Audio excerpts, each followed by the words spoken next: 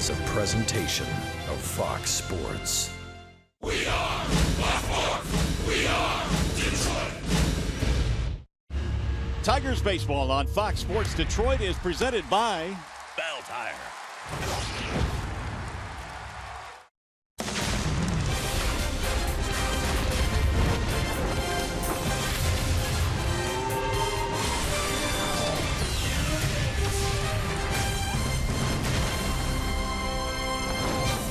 Been another hot, humid day in Chicago, and I mean hot. Then the rains moved in, the tarp went on.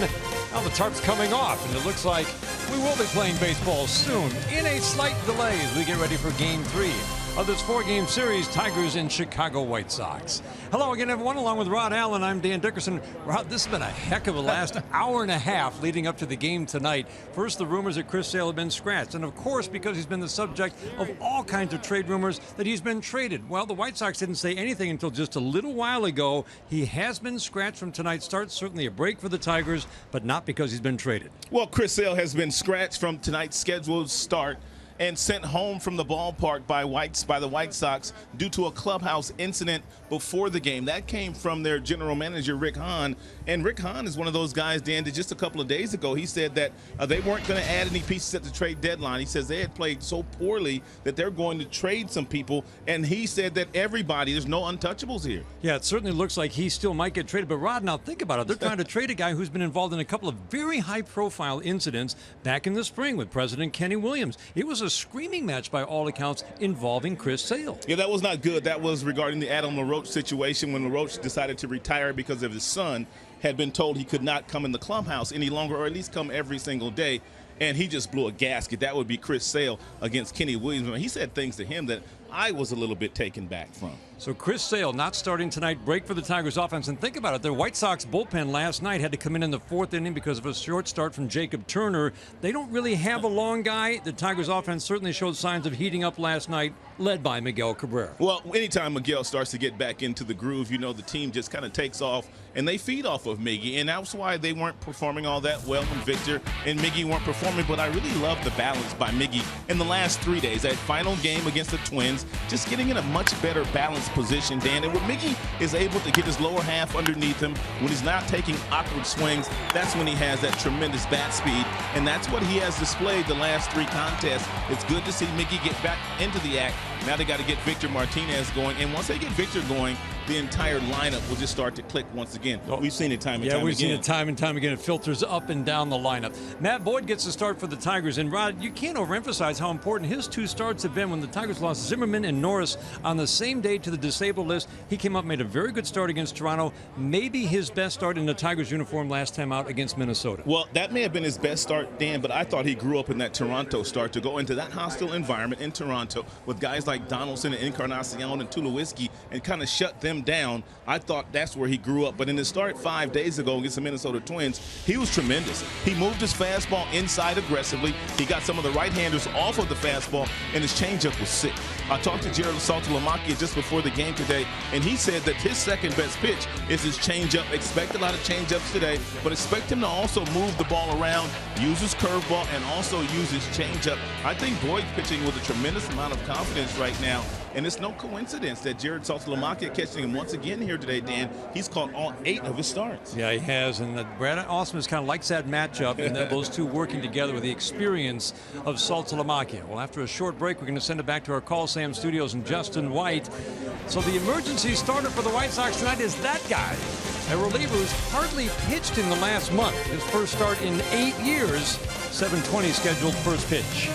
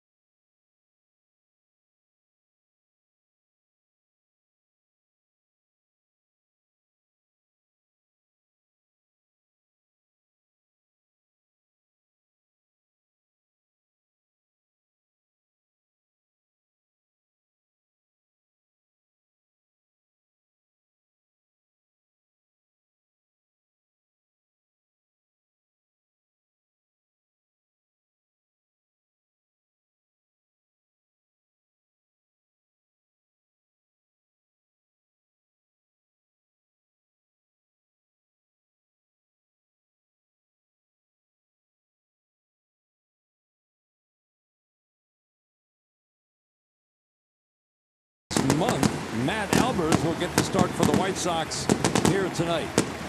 Hot, steamy day in Chicago. Rain came in, moved right on out. Today's field conditions presented by Ace Hardware and the Scott's Company. It feels every bit of those 92 degrees, I can tell you that. Oh, is it a sticky day in Chicago? Cooled off, a little bit, but not much when the rains moved through. We're just glad the rains moved out because, Rod, the Tigers get a break here tonight, you would think. Take a look at the Tigers lineup, led by that guy, Ian Kinsler's having a terrific start to the second half. 8 games, he's been pounding the ball. Tigers getting a lift as Miguel Cabrera's bat heats up. Victor Martinez hasn't had a lot of results, Rod, but his bat, too, in terms of the contact that he's making the last 3 games, certainly looks a whole lot better. Your Southeast Michigan Ford dealers. Tigers lineup tonight. The Tigers scored 7 runs, one of the few times in the last 17 they've scored more than 4 runs in a game.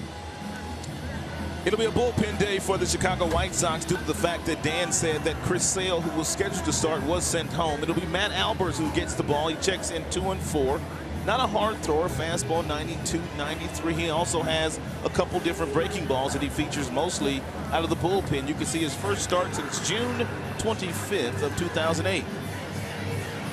Let's take a look at the Chicago White Sox starting defense. It is presented by Tim Hortons.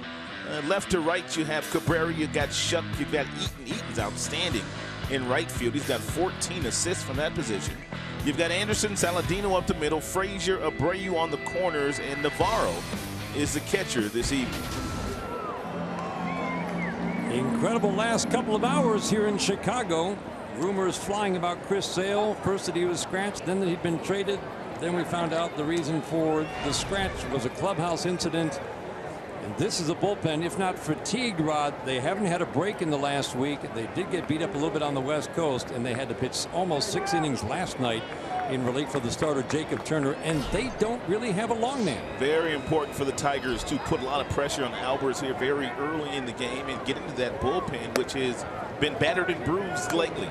First pitch of the game, low and outside, and we are underway. So glad to have you along on this Saturday night from the south side of Chicago. Tigers have started a 7-game road trip with a 2-1 rain-shortened win and a 7-5 win here in Chicago. Perfect pitch. Makes it a 1-1 count. Nabin and Cabrera to follow. A nice little swing back fastball there thrown by Albers at 92 miles an hour.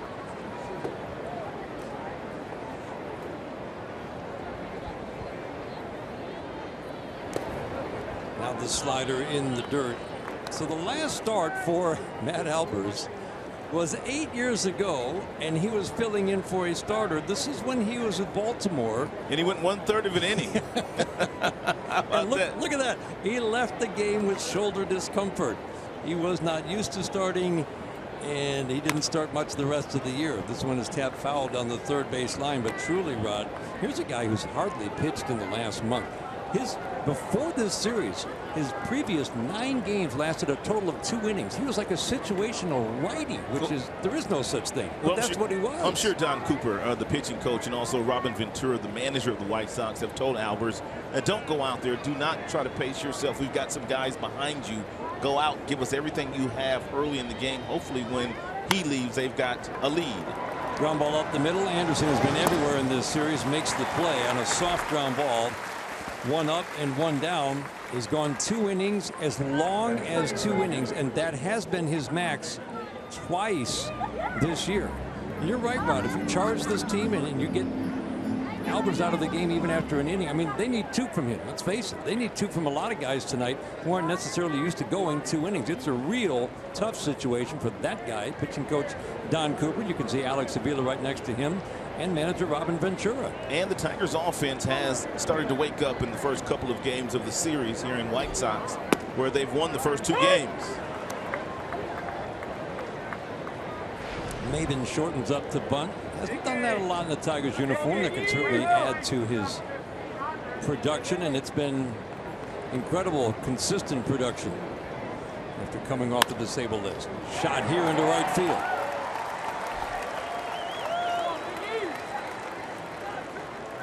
That's one of the things that Maben has done a marvelous job of since coming up to the major leagues after he had that injury. That's just a little two-seam fastball that's running in on the hands, but take a look at the direction that he takes with the hands after the front foot gets down. Hands close to the body, inside out, slices the ball the opposite way against Abreu. That is picture perfect, and that's why Brad Ausmus loves Maben in that number 2 spot, because when Kinder's on, he can really hit that hole on the right side of the infield.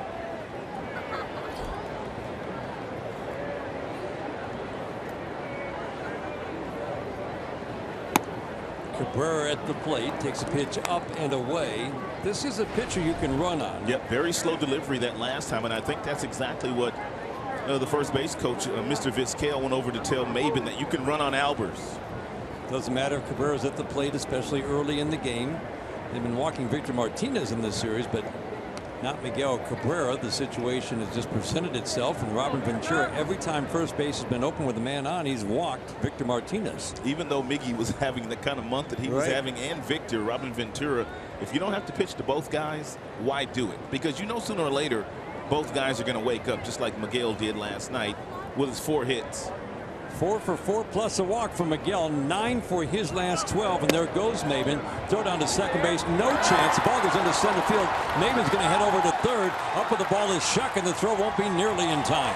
Steal, error. Tigers have a runner at third with 1 out in the first. That's a nice job there by Cameron Maben, and also a very nice job by Omar Vizquel, the first base coach, who told him that you can run on Albers.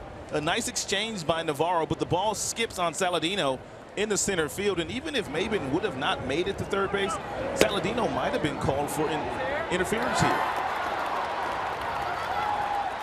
Just a terrible throw from Navarro. That throw bounced 8 feet in front of second base and to the right, and Saladino had no chance. And Miguel Cabrera has been an RBI machine in his first 14 years in the big leagues. Ground ball here will get the run home. Infield back. Play Pep with the middle of the infield. Tigers lead 1-0.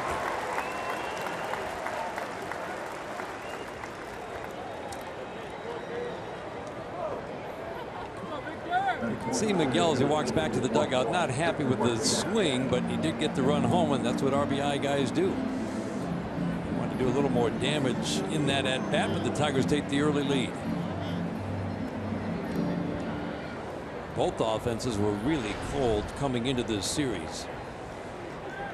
Both teams showing a little bit of life last night. The White Sox really in just 1 inning. Tigers with good swings toward the end of game 1 and throughout the day yesterday. Could have done a lot more damage. There were a lot of hard hit balls for outs in the game yesterday. And Matt Albers works exclusively out of the stretch. He feels a lot more comfortable there. He's a reliever by trade, so no need for him to go to the traditional windup.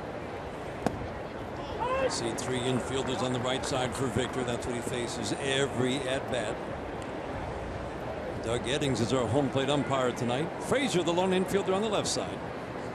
And just about every pitch that Albers has thrown here in the first inning has been that 2-seam fastball, anywhere from 90 to 92.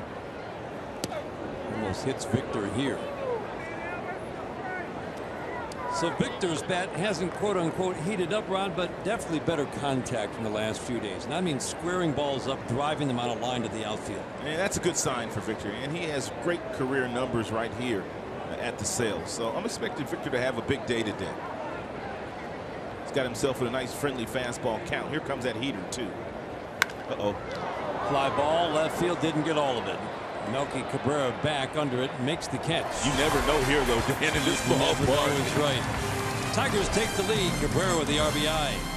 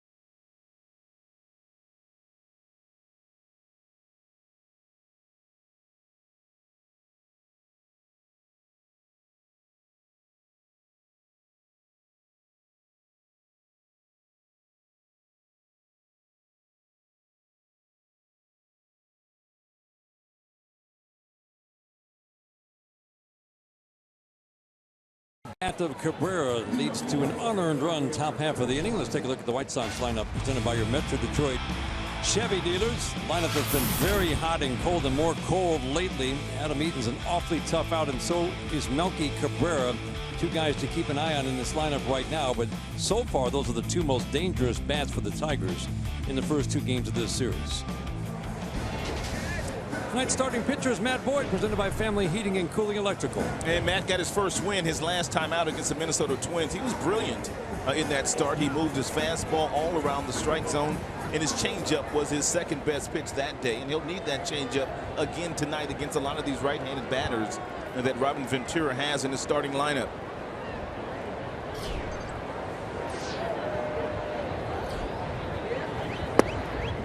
First pitch to Eaton is a strike. Ron, it's been a season of improvements, even with a high ERA. It's been a season of, I think, significant improvements for Matt Boyd, especially what we saw the last two starts. Ground ball here, and a high chop fielded by Miguel, but foul. You're absolutely right, Dan. I had a really nice conversation with Jared Satolamaki, the starting catcher here tonight. He talked a lot about Boyd and the fact that he is really maturing. He went down to the minor leagues. He worked on his breaking ball. Now he's able to get the left-handers out, which he wasn't able to do last year when he was up in the major leagues. Jared also said he believes his changeup is the second best pitch, but he really likes the curveball and also the slider, right. And he's encouraging him to throw all of those pitches very early in the game here tonight. There is the hard slider in the dirt. Jared says it's all about what the pitcher has that night. In terms of, I asked him, what is your preparation? What's the most important component? He says first and foremost, every game, what does the pitcher have that night? And in Toronto, it was the curveball. And against Minnesota, it was the changeup. And he hits Eaton right in the middle of the back with a fastball. How about that? We'll send it down to Mickey York, who's got an update on the Tigers pitchers who are out on rehab assignments this weekend. Yeah, Dan, you know, Matt Boyd being watched very closely here tonight because Daniel Norris is making a rehab start in Norfolk, Virginia this evening. Jordan Zimmerman will go tomorrow. They both could be back with the club very shortly. Brad Austin was saying earlier today that no decisions have been made about the question marks in the Tigers starting rotation, and that Boyd tonight and Sanchez tomorrow could go a long way to making those difficult decisions. So in many ways, Matt Boyd potentially auditioning for a future gig here tonight, guys. Could be a nice problem to have for the Tigers. Here's a ground ball to short.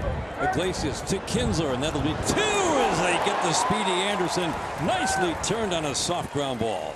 How in the world does Iglesias get over and get in front of this ball and then throw from underneath but still get enough on the throw to get it to Ian Kinsler right where Ian likes the double play feed and then turn it over on this base runner? This is an incredible double play, especially with Anderson running. Anderson absolutely flies down that line, and well, there are very few as good as Iglesias and Kinsler in the middle turning the double play. Every double play you expect to be turned is turned. That is huge by Matt Boyd because he has been known as a fly ball pitcher. Yeah. But in his last outing against the Minnesota Twins, 7 ground ball outs in that game, and he's already thrown a ground ball double play in this contest. Good change piece right there thrown by Boyd. That's the pitch that he had last time. Here's that change piece. It's a circle change. And all the changeup is designed to do is disrupt the timing of the hitter, which he was able to do there against Melky Cabrera, who's a good hitter. Well, Rod, he's really got 4 pitches that Satolamaki can go to on a given day. And whichever pitch is not working on any given day, he wants him to have enough confidence to go to the other 3, which Boyd has started to do a better job of. Have you ever seen more threatening lower clouds that did not produce rain? It's ugly here, partner. It's ugly here, bud. I mean, we've got some of the darkest, lowest, most threatening clouds, and it's not raining at the moment. It's a changeup bounces to Melky Cabrera. Holy smokes. It seems like every time we come here, it's raining. Oh, it's a great Chicago tradition. There's no question about it. That's really something. The wind is picked up. You can feel a cooler breeze. The 2-2. Soft tap foul. Let's take a look at the Tigers starting defense presented by Beaumont Health. They've got Upton, they've got Maben, they've got Aviles in right. Iglesias, Kinsler, you already know they're up the middle. Castellanos and the big fella. Miguel Cabrera on the corners. And Satolamaki getting the start here tonight, catching Matt Boyd. Roddy just missed up with a curveball. He missed up earlier in that bat with a changeup, and yet when he's missed up with off-speed stuff, Cabrera's not been able to do anything with it. You know, if he does want to miss up by design, though, the pitch of choice should be the four-seam fastball. Right. You might get a swing and miss there, or you bury that changeup. That's a good pitch. Yes, it is. 93 down at the bottom of the zone. And Aviles will glove it for out number 3. Hit batter does no harm. Tigers lead after 1.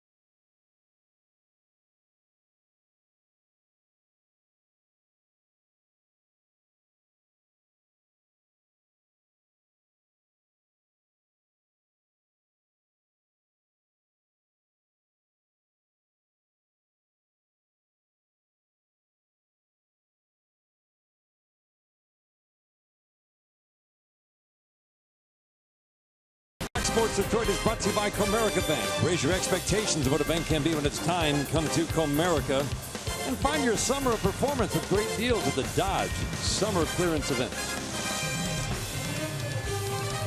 Yes, we are playing baseball despite those clouds you see off in the distance. The darkest, lowest clouds surrounding the ballpark, but not above us, as Castellanos fouls the first pitch off from Matt Albers. You think Robin Ventura just said that?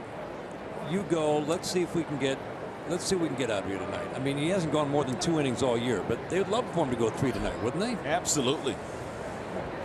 93% of the pitches he's thrown so far, it hasn't been that many, only 15, but they've been all fastballs. Now he finally decides to put a wrinkle in one. That's a sharp late breaking slider there.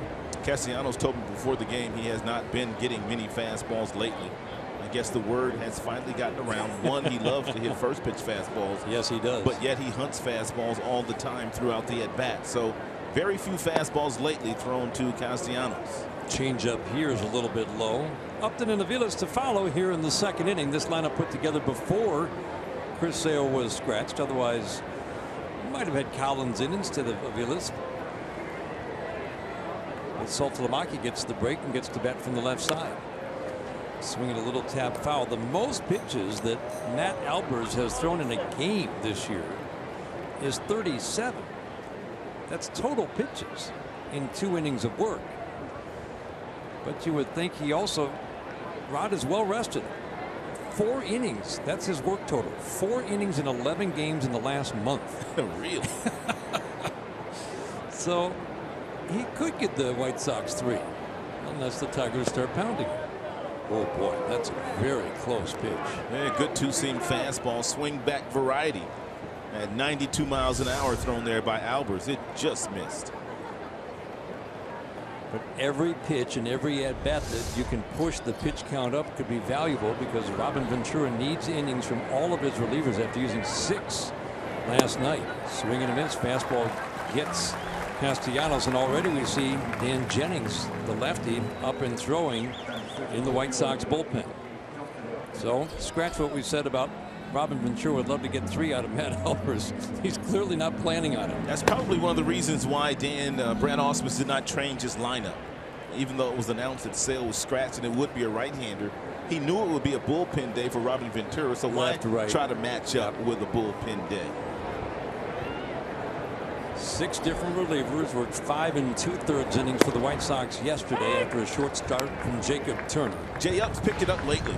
He has, Rod. He has been hitting the ball extremely hard. Batting average still sitting at .235, which is low by his standards. But in the month of July, he has hit some balls right on the button. Alavila said as much today when he was addressing the media, talking about what they plan on doing at the trade deadline, which he said they're not going to do a whole lot. And he said one of the reasons why, Dan, is Upton's doing a wonderful job now. They're going to get Zimmerman back. They're going to get Norris back. They're going to get JD Martinez back, too. Where else are you going to find players like that? Yeah, I mean, he feels like he's picking up 3 guys at the trade deadline, or in the case of JD Martinez, within a week or so. And you would love to walk into your clubhouse. Look at that ball right there. Oh. I mean, unfortunately, you've seen a lot of that, too. A lot of hard hit balls right at people. That's an 0-2 fastball that he ripped to short. When he gets himself in this good body position and he turns on that backside with the, look at the back leg here, as he turns on this ball, he hits it extremely hard. That hit speed probably was about 105, 110 miles an hour coming off his back. 2 outs, base is empty. And probably, maybe, down to the last batter for Matt Albers. Even if Vilas reaches, you would think he might bring in the lefty to turn Saltalamacchia around. And if he gets Vilas, then Matt Albers will have given him 2 innings.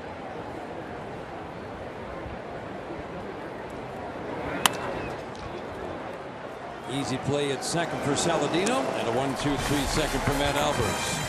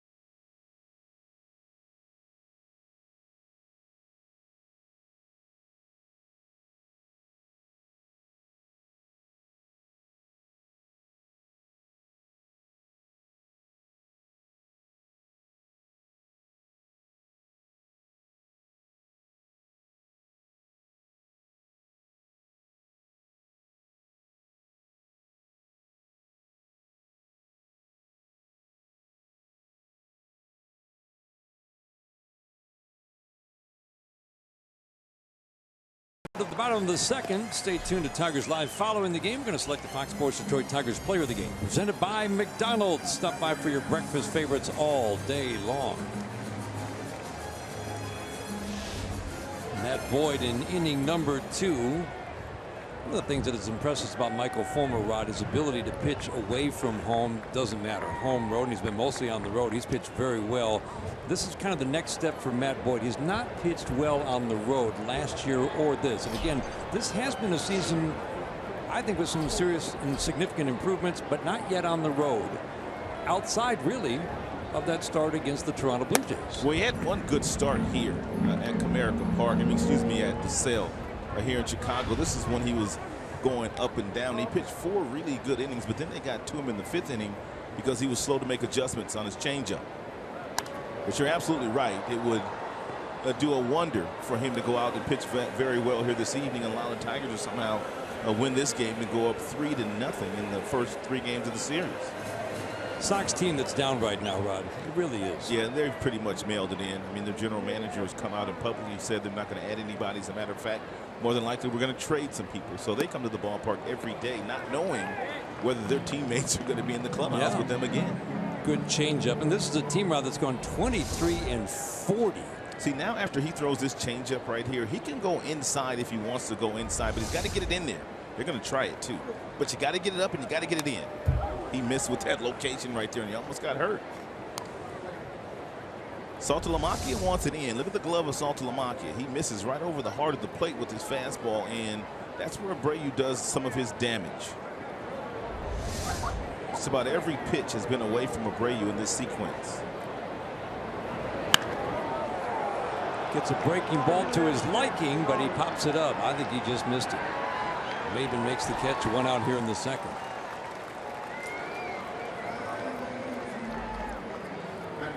This young man has done a lot for this rotation, though. He needed help. His last two starts in June had not been good, recalled only because of injury. And the start in Toronto that you mentioned in the open, Rod, really was something, because lefties against that lineup, that's usually not a good matchup. I mean, you're looking at Encarnacion, you're looking at Donaldson, you're looking at Tulowitzki, Pilar. They've got an outstanding hitting team. And then when you're pitching in that ballpark, which is a hitter-friendly ballpark in Toronto, what he did 2 starts ago was spectacular. Carried that confidence into a start against the Twins. And remember, that Twins team had been scoring runs for a month, averaging 6 runs a game. I think his best start in the major leagues. And Todd Frazier in the batter's box, dead pull hitter. Shot here through the legs of Castellanos, and that'll be extra bases for Frazier. Right on cue. And do I say dead pull hitter? He just absolutely hits a frozen rope down at Nick Castellanos, and it looked like the ball went right through his legs. It sure did, right through the 5-hole. 2-base error on Castellanos. He knew it. And that's the thing, you know, we've talked about it. Nick doesn't grade out especially well defensively. I think he's actually played pretty decently this year. It's not because he makes errors or because of his throwing arm. It's just the number of plays he makes really to his right, to his left. I mean, if you really think about it. So that's a rare mistake by Nick. If you really think about it, I mean, you have to be fair to Castellanos. I mean, he really didn't start playing third base until he got to the big leagues. I mean, had he played in the minor leagues, Dan, third base for a couple of years before coming to the big leagues, it would have made the transition that much smoother for him. But as you said, he has handled himself very nicely at the position this year. That's just a rare mistake with the glove for Nick. But you think of the accuracy of his throws to first. His footwork is better. And he's making plays more this year. There's no question.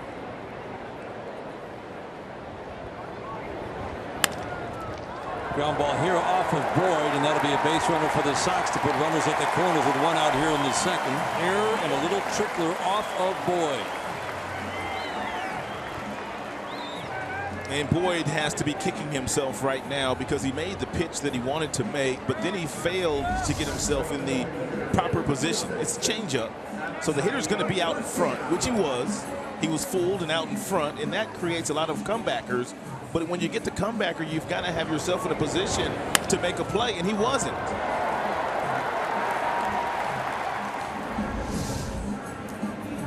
This is a very pitchable bottom part of the order. He is still one pitch of getting out of this jam with Abasail Garcia standing in the batter's box. Should he get another ground ball here? And Garcia hits a lot of balls on the ground. Fastball misses in.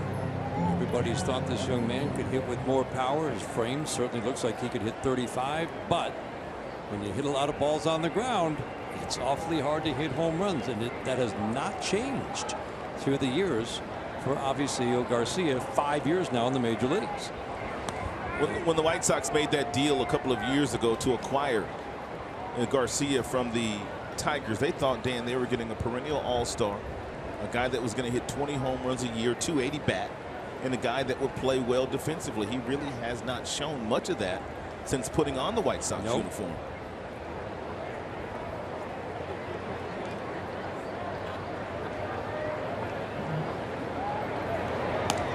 Easy flip over to first. Saladino not a big base stealing threat. The White Sox just don't run a whole lot. Well, Boyd has to be careful too. I mean, that's close to being a balk. I mean, he's almost stepping toward home plate and then throwing the ball over to first. So you got to be careful. Ryan Blackney is the first base umpire. Foul out of play. Garcia, one of the things that he has struggled with as we get a look at his numbers in the last 3 years, 240, 257, 230 this year with limited power. That's a track record, Rod. But he misses fastballs. I mean, he got a fastball right there from Boyd that was 92 right down the middle in a fastball count, and he simply fouled it off to the right side of the diamond, which he does quite frequently. Fly ball here will get the run home. A rare fly ball off his bat ties the game at 1. Trotting home is Frazier.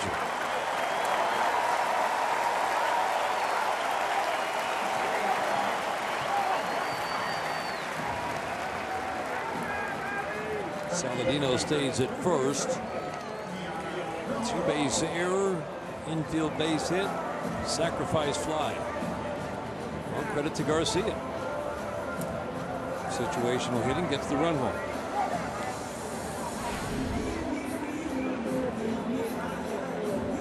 Frazier on down. After Frazier, Saladino, Garcia, Navarro, Shuck.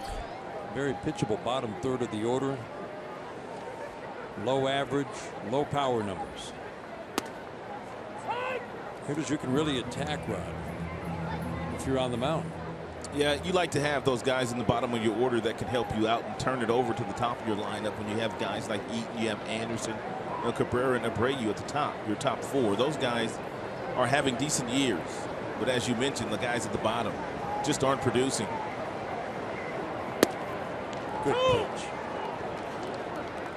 And Boyd's fastball has gotten all the way up to 93. Now this last heater right here, and that was 92.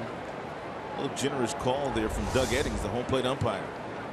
Maybe that's something that Boyd puts in his little memory bank. Maybe he's going to get an inch or two off the plate here tonight.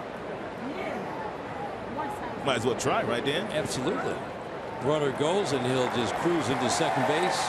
Saladino is steal number 5. Took the right pitch to go on. That is a great job here by Saladino. As soon as the ball goes down in the dirt, it's a breaking ball. He gets a real nice read, and then he takes off and he's able to get there very easily. Right, I think that's something that Omar Vizquel and the Tigers have really emphasized too. Looking for those opportunities. When you see, as you said, as soon as he saw Saltalamacchia going down to block the ball before it even went into the dirt, he was off. Because he knew that it would be very difficult for Saltalamacchia to catch that ball and then pick it, exchange it, and then make an accurate throw to second base to get him out. Those are the kinds of base running opportunities that you don't have to have team speed necessarily. That is a great point, because the Tigers don't have a very fast team, but you have to take advantage of when the opposition gives you 90 feet. Called a stolen base, but that was not a stolen base. No, it was not. As you said, he reacted, and that ball went into the dirt. The 1-2. Good discipline by Navarro, batting from his stronger right side. He's not really strong from either side. What power he has, though, is as a right-handed batter. With each pitch that Saltalamacchia goes down and blocks for Boyd with 2 strikes, Boyd gains confidence in throwing that breaking ball down in the dirt. Not afraid, even though there's a runner on third base, because Saltalamacchia has already blocked 3 or 4 of them.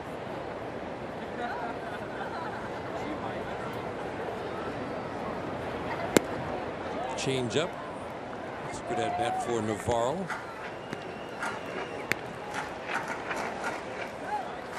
He'll swing and miss, but he'll also make it throw him a strike. He can draw a walk. Team full of aggressive hitters who don't walk.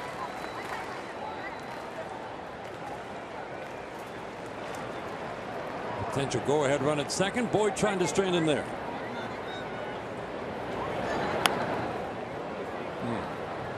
Right, he's missing up with off-speed stuff. That was a breaking ball that just hung out over the plate. Yeah, he has to make sure that when he releases that changeup or his breaking ball, that he gets to a really nice balanced position over the rubber and allows his arm to catch up so he can release that ball out in front. Right now, the body not catching up. Therefore, several off-speed pitches have been up in the zone. This will be the 8th pitch of the at-bat to Diano Navarro. Fastball might get you a strikeout looking. Fastball and off the glove of Castellanos down the left field line. And the Sox will take the lead. Navarro will cruise into second. Strangely enough, I was having a conversation with Nick today during batting practice, and we were talking about the way that he's been playing third base, and he says the one ball that he has the most trouble with is the ball that's hit directly at him. But I question this particular situation. It was a 3-2 count. I don't know where Castellanos was going there. Well, they rule it a double. One more look at the play. You got runners on first and second. Runner on first, excuse me. You got 2 outs. That was right. It's almost like you didn't see it. Yeah, but where's he going? Soft ground ball here. Kinzer will take care of the number 9 hitter, J.B. Shuck. Unearned run helps the Sox to the lead.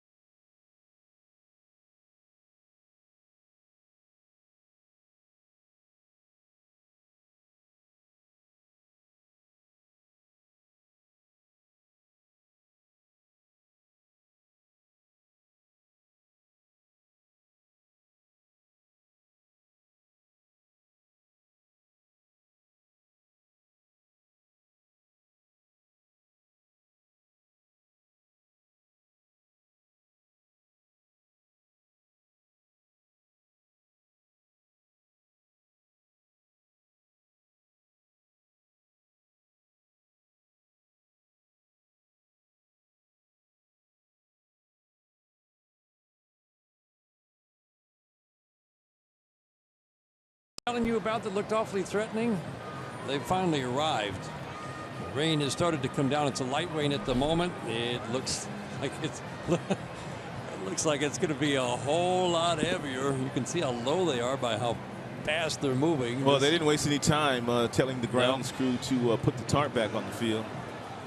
And well, we'll be in a rain delay, and it's hard to tell. That we've had storms, Rod, moving by us all day long to the north. Well, hopefully this one misses us too. Maybe a little bit of luck, but I think it's going to require that for this one to move on, because between here and Minnesota, there's a whole lot of rain west of us. I'm still trying to figure out what Castellanos was doing on that play, Dan. You have a runner on second. It's a 3-2 count. Okay, I get that. 3-2 count.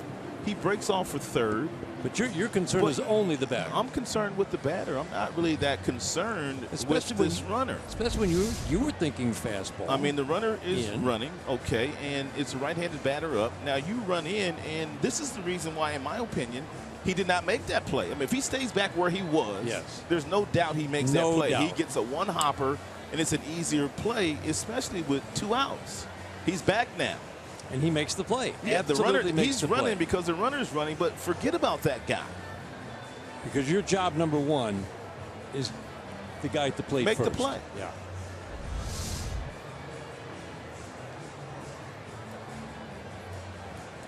We were talking earlier. At least that's what I'm thinking. Maybe Omar Vizquel will have a different take than what I'm having here, but that was my take on that particular play. I agree with you, and I think you're right. He got an awfully large jump at second. That was part of the equation, too. Look how far he was close to third. We mentioned that Al Avila, Tigers general manager, sat down in the dugout.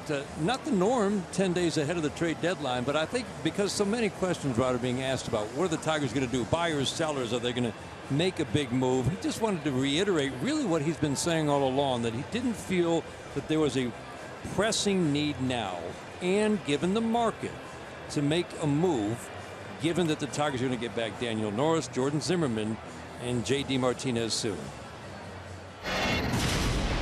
There's nobody out there better than Jordan Zimmerman. You know, if he comes back healthy, obviously J.D. Martinez and then Daniel Norris. Those are the three guys we're focusing on getting back healthy, and those are going to be big acquisitions shortly. The other thing he said, Rod, he said he's been in touch with plenty of general managers in selling mode. Yes. And he says it's clear, even if you're talking a fifth starter, Right. that the asking price is going to be too high, and they are not going to start unloading the pieces that are coming into their farm system, whether it's the three guys added last year plus Jacoby Jones and a Joey Menez in the minor leagues, for a guy who would, he said, be a marginal help down the stretch. He believes they have all the pieces here right now. At least that's what he's saying. He said they might add a piece in the next week or so, but they won't be selling any of their pieces, and I think that's what the team wanted to hear. Brad also said that himself yesterday. Al also said something about last year, where they had the best pitcher in baseball to trade in David Price. They had the best outfielder in Yoenis Cespedes to trade. They went into selling mode. It was a rare opportunity. They don't have that this year, Right. nor would they even do that because they believe they're very much still in this thing with all the players they still have. Yeah, he said, we built this team in the offseason to win a championship, and we feel like that team, when it's healthy, can absolutely, with all the ups and downs we've seen through almost 100 games, still be that team that they envisioned in the offseason. We'll talk a little bit more about that a little bit later on. We're in a rain delay here in Chicago after a short break. We'll take you back to our Call Sam studios, Justin White and Simo.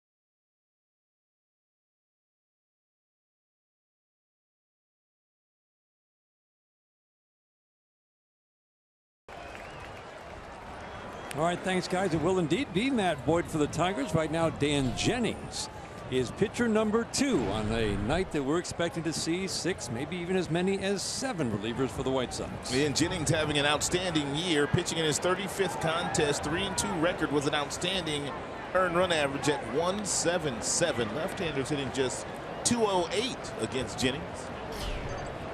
We never did get a start resume time. We just were resuming baseball, though. Well, good thing we sat up here in our chairs and we were ready. Saltalamacchia swings and misses. An hour and 14-minute rain delay officially. Lefty on to face Saltalamacchia. Turn him around, bat him from the right side. Almost all of his at-bats, once McCann came off the disabled list, have been from the left side. He's batting just 167 right now against left-handed pitching, but he's in there tonight and for his leadership skills. He's in there for his leadership skills of Matt Boyd. But Saltalamacchia has ran into quite a few homers this year. There's a fastball low. Rod, it is not insignificant. Or just let's put it this way. I think it's significant that he's now started 6 of the last 11 games behind the plate after not playing for, I would say, over the course of 3-4 weeks. He only had a few starts as McCann got almost every single start. Well, now he has started 6 of 11. Well, I think with some of the Tigers pitchers struggling, guys like Sanchez, also Matt Boyd, who's very, very young. He wanted to make sure Fulmer was caught by him as well. And I think that, along with the fact that the 2 guys that I mentioned on the back end are young, and Fulmer and Boyd, they wanted to get Sanchez going too, and they felt like the leadership skills of Saltalamacchia would help him, and he has. Ground ball here is foul. Of those 6 starts, 3 have been with that guy on the mound, Matt Boyd, and 2 with Michael Fulmer on the mound. The other with Mike Pelfrey. And I think there was one, as you said, with Sanchez as well. And again, Brad Ausmus has made it clear that his game calling abilities, the ability to call the right pitch at the right time, are ahead of James McCann. He says McCann's healthy. It's not necessarily about the bat, but it looks like he's leaning toward the experience of Saltalamacchia behind the plate. And it certainly helped Fulmer and Boyd. But it is an interesting development given how much James McCann was playing as the everyday catcher. Got to believe the bat is a part of the equation. Oh, for sure. 3 infielders on the left side for Saltalamacchia. Second pitcher of the day for Robin Ventura, the White Sox manager. He used 6 in the game yesterday. A little bit low. This is what Saltalamacchia can do from either side. He will swing and miss, but he'll make you throw him a strike. He draws a ton of walks, more than he ever has in his career, and that adds to his value as a hitter. And Jennings continues to throw lots of fastballs inside in this pitch sequence to Saltalamacchia. The 3-2. This will be at least a 9-pitch trip to the plate for Saltalamacchia. Well, Iglesias is standing in that on-deck circle. He's getting a chance to see just about everything that Jennings is featuring so far this evening.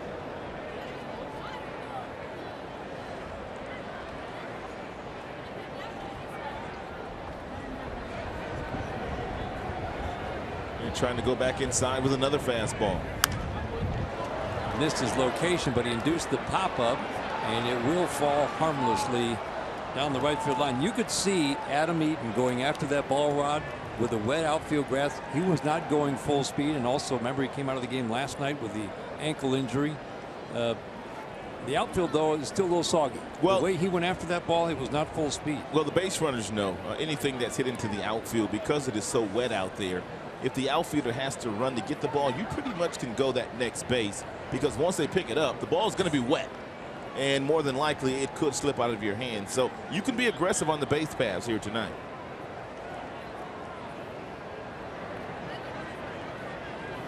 Tenth pitch of the at-bat.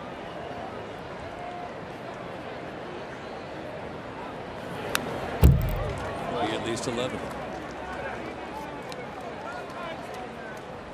Usually when guys get this many looks at a pitcher, 10 and 11 pitch at bats, usually the result is a very good result for the hitter. 5 two-strike foul balls already off the bat of Saltalamacchia. And pretty much every pitch has been a fastball, about 92 miles an hour.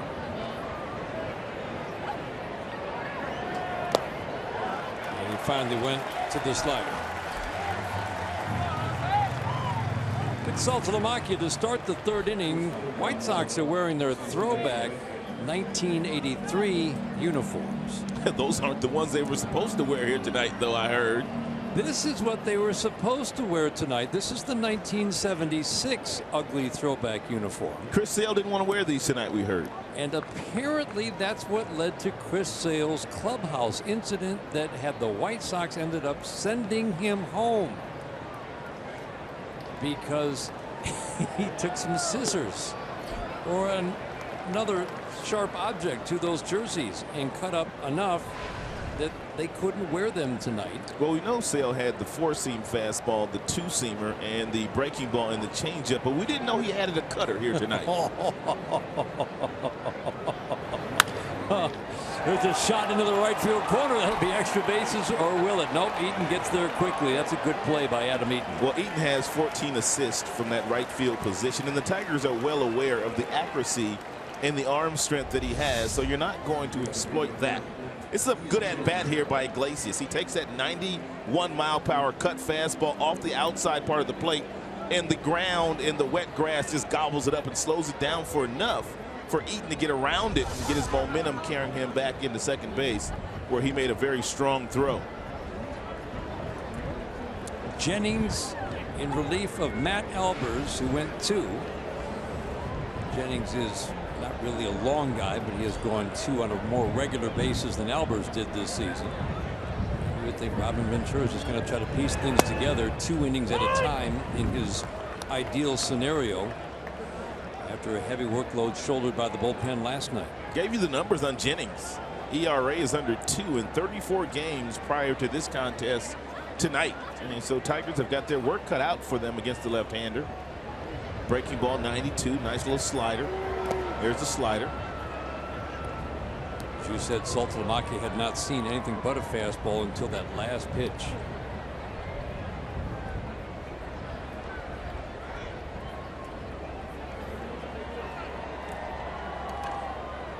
Tigers haven't seen Jennings much. 5 innings this year and just 1 run on 6 hits, covering 4 different appearances by the lefty. Boy, down and in with the slider. Maybe a little bit too much of an aggressive swing there taken by Kinsler, especially on the breaking ball. We haven't seen Ian take these kinds of aggressive swings this year. And that's one of the reasons why he's having a superb season. He has probably been the Tigers' most consistent player from the beginning of the season up until this point.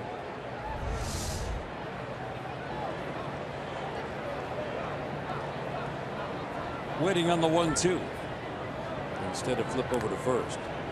91 degrees at game time. The rains moved through and it's cooled off almost 10 degrees. This is Ian Kinsler's last 13. We told you hot out of the break, and it even goes back a little further than that. 4 home runs in 8 games since the break. 4 home runs in his previous 27 games before that. Already 20 home runs for Ian Kinsler. He scored 80 runs already. July 23rd, he scored 80 runs. You score 80 runs in the first 100 games, and this is game 98. That number probably matters more to him than any other as a leadoff hitter.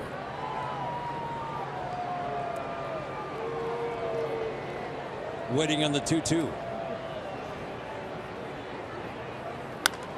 Shot fouled on the third base line. 4th season with 20 home runs or more for Ian Kinsler. You can see the leaders in run scoring.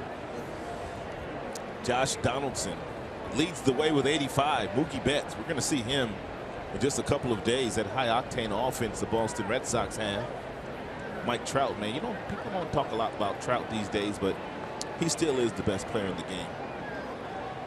Angels just fell well below the 500 mark and out of things in the West.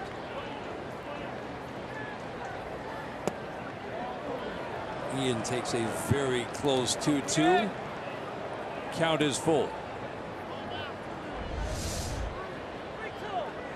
And we'll see if Brad has any confidence whatsoever. And to start Iglesias here with the left-hander on the mound, Jennings. Ian hasn't struck out a whole lot, so more than likely he would put it in play, but Iglesias would not get a good jump.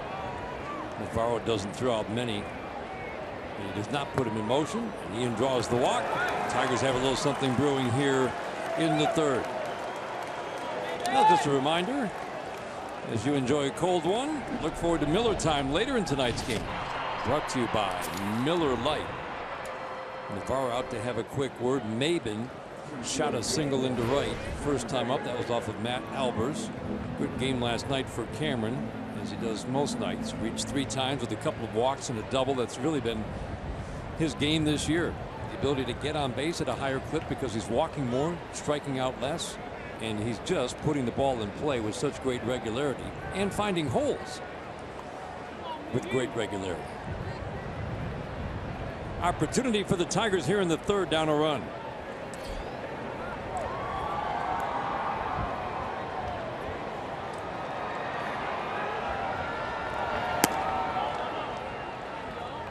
It's a nice idea there by Maben. A lot of room on the right side of the infield directly down the line. Abreu, the first baseman, playing about 15 to 20 feet off that line because Maben hits lots of balls right where he is standing.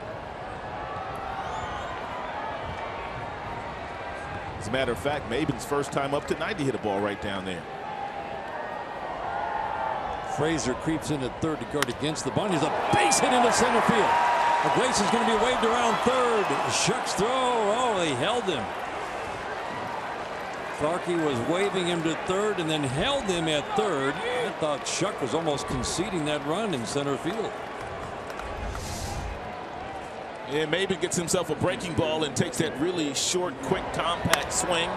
Whistles it right back through the middle. Iglesias appeared to get a good jump off of second base with Miguel Cabrera coming to the plate. Dave Clark, I think he thought better of running into an out at home plate or even a close play at home plate with the RBI man standing in the batter's box in Miguel Cabrera. I think that's the consideration right there. Looked like he would score, but whenever Miguel's coming up, you don't even want to take that chance. Miggy hitting about 335 in his career with runners in scoring position, Dan. About 335. He just consistently, Rod, lifts his game with runners in scoring position. Some guys have a knack of doing so. There's a swing and a miss as he starts him off with a changeup away. Oftentimes you'll see even the run producers, their numbers with runners in scoring position go up and down year to year, and that's what stands out about Miguel with what you just said, Rod. It's very consistent year to year. Well, he's a great hitter, but he lifts his game. He does. Consistently with runners in scoring position year after year. Never panics. Always gives you a quality at bat. They pound him in. Bernstein advantage brings you the batter-pitcher matchup. Miguel Cabrera with the matchup this season against the White Sox. There have been many years recently where they have done an excellent job handling Miguel Cabrera, but not this year, as you see the .424 batting average in 33 at-bats. Big 4-for-4 night, helping those numbers last night. Tigers looking for a big hit here in the third. First hit with the bases loaded for Miguel this season came last night. Breaking ball down and in, and again with every pitch that these Tigers batters make these White Sox relievers throw, it just adds to the problem for manager Robin Ventura as he tries to get relievers through at least a couple of innings, you would think. And here's Dan Jennings in his first inning already at 25 pitches.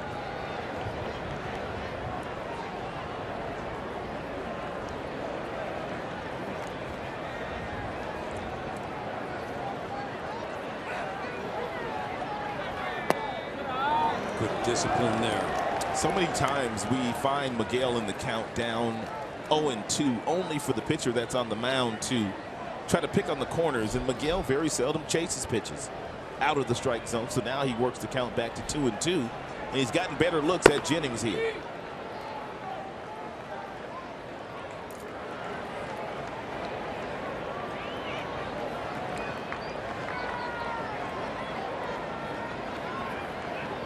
The 2-2. He got him with a fastball.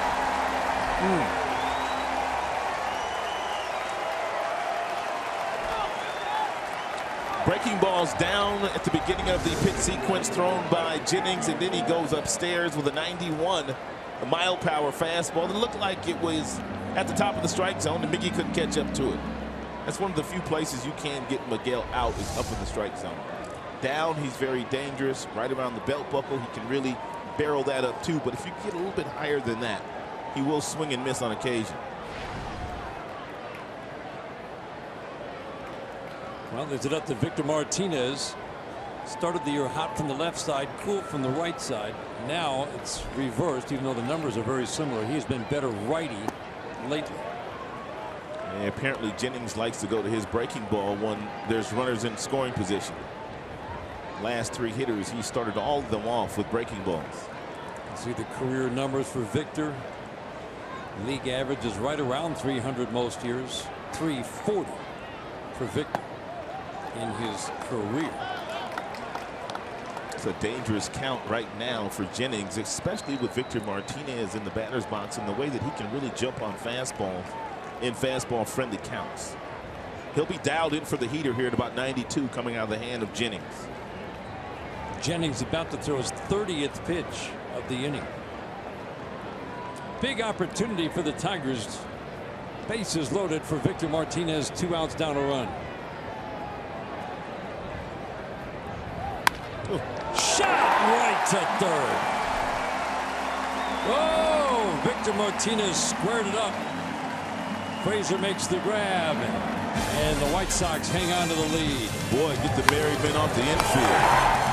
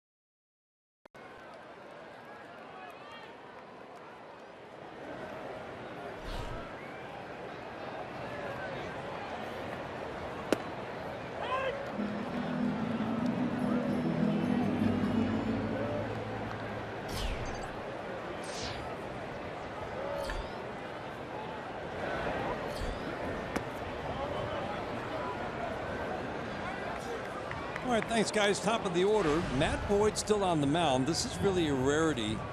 Justin was talking about it earlier. Bit of a surprise, and yet credit to Matt Boyd for coming out after an hour and a half since he last was on the mound. And it's usually hours, kind of the rule of thumb, Rod. But the Tigers really need these innings when you think there's not an off day coming up and you're heading to Boston on Monday. That is a great point, Dan, because you have to be at full strength when you go into Fenway Park. Very hostile environment. They have probably the best offense in all of baseball, top to bottom. There's no other offense producing the way that they are. So they needed Boyd to go back out there to make sure their bullpen was intact when they got there.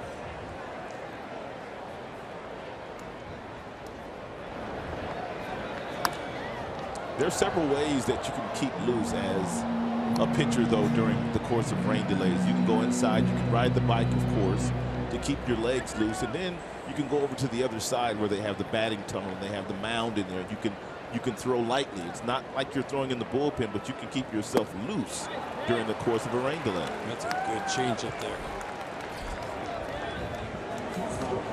It's one of the things that Boyd has done a much better job of. As you see the ball in his hand, he's done a much better job, Dan, of getting left-handers out since coming back up to the big leagues. And he would not throw his changeup to left-handed batters the first time he came up this year, but that's another advantage of having Saltalamacchia behind the plate. He forces the young players into using their off-speed stuff. It was interesting talking with Michael Fulmer today, Rod, about Saltalamacchia behind the plate. He says the thing about him, he says, first of all, I shook him off one time last night. And when I did, Abreu singled to center field. He said, that was in the first inning. I didn't shake the rest of the night. But he said the other thing he'll do is surprise you with some of the sequences. Right. And he says they make sense, but something that you wouldn't necessarily think about. Saltalamacchia also talks to Fulmer and also Boyd on days when he's not catching. He sits next to them on the bench and just kind of picks their brain to see what they're thinking.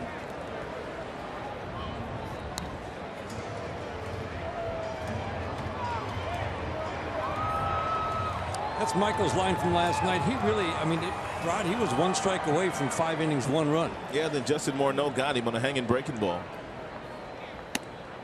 He said a little hard to get the grip, especially on the slider last night. Very hot, humid night. He said it was just kind of slipped out of his hand. He said, I just wish it had been a little higher. Because it was up and much to Morneau's liking. But the stuff was good, and this young man continues to impress. And be careful here if you throw this youngster a fastball, man. He's got some quick hands.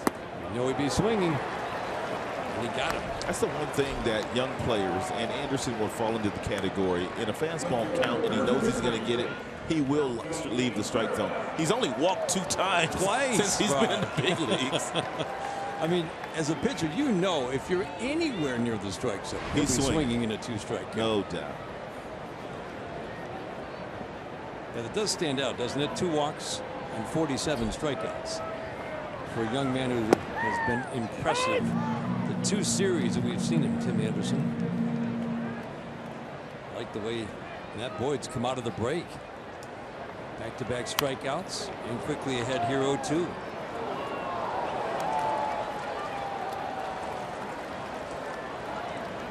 Six innings, 1 walk, 7 strikeouts from Matt Boyd his last time out against Minnesota. The 0-2. Bird just gets a piece of it.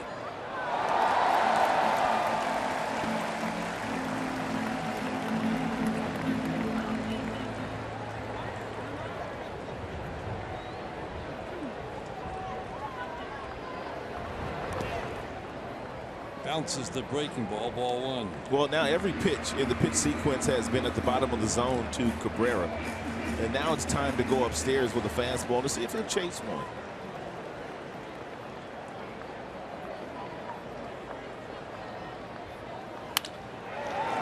Did go up, and a solid shot into left.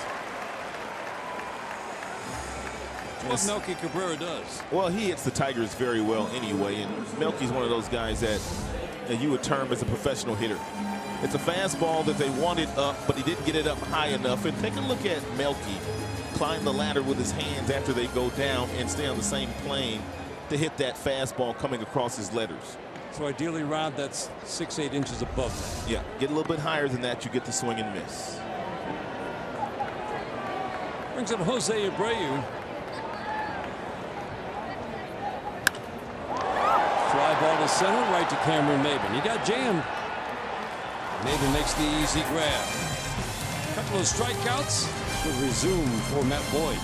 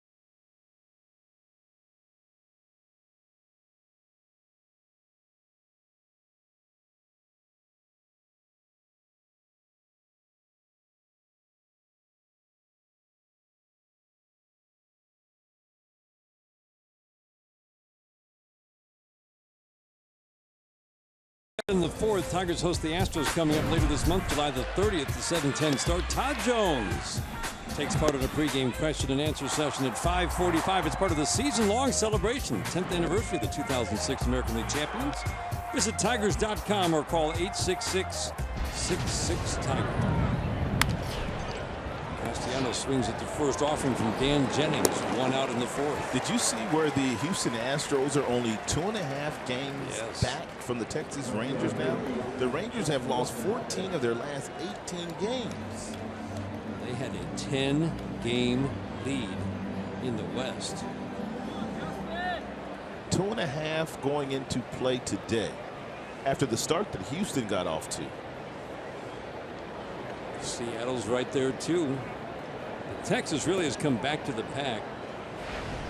Houston 35-16. That's what the Tigers are hoping that the Cleveland Indians will do. Come back to the pack just a little bit. One thing that keep in mind about Cleveland, they just spent the last month basically on the road with just a few games at home. They go home. They play well at home too. I want to say it's 20 of their next 26 at home after staying away in recent weeks, and they've more than held their own on the road. Their first long road trip, they started with an 8-game win streak, so Cleveland's got an opportunity to rack up the wins. 26-16 at home this year. Oh, that's a good slider down. Whoa. Houston Astros since May 24th have the best record in all of baseball the last 2 calendar months. Justin Upton hit an absolute seed at the shortstop his first time up and continues to put the ball in play with a lot of authority these days. He's going to have to fight here though on a 2-strike count. Got him on the inside corner, off the plate inside. I don't think Justin liked this call by Doug Eddings. And he had every right. Rod, it just seems like there have been more pitches off the plate inside called strike 3 on Justin Upton this year. Yeah, right. And when you're not where you want to be at the plate, that's not helping them. No, you don't want the pitcher to have an advantage over you if you're a hitter and you've had, struggling first half for the most part. But as we said, Justin's been really good the last 3-4 weeks. Strike to Mike Aviles. Chris Sale scratched from the start tonight. It's already 3 strikeouts since Jennings entered this game.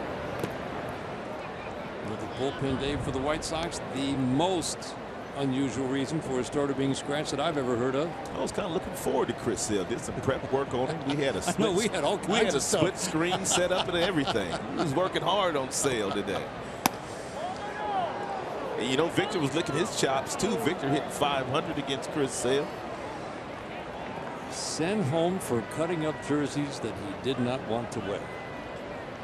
It seems like you should be able to cut that situation off. Yeah, you're right.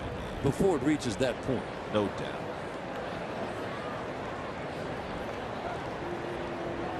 Those were the jerseys. Let's fouls it off down the right field line. The collared jerseys from the 70s. I wore those jerseys when I was a young player in the White Sox organization back in AA, Knoxville, Tennessee. So they sent them all the way down there. Yeah, but did you have the shorts? We wore short pants. You wore too. the shorts. It was the worst sliding, man. It was the absolute worst, Dan. Wow. Took the incentive out of sliding, didn't it? I mean, it was nice because on the hot days, you could wear short pants, but if you had to slide, man, it wasn't pretty. Especially on some of those fields in the minor leagues. You had to chop up your legs a little bit. Oh, my goodness. No buttons, just the wide collars. Those were throwback uniforms to the early part of the 20th century. Early 1900s. Shot foul again. This would be at least an 8-pitch trip to the plate for Mike Aviles.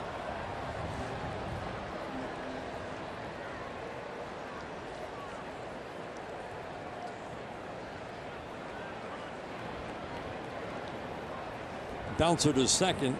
A lot of fastballs First inside called by Navarro here since Jennings coming into the game. He's taking that high fastball up and away over and over down the right field line.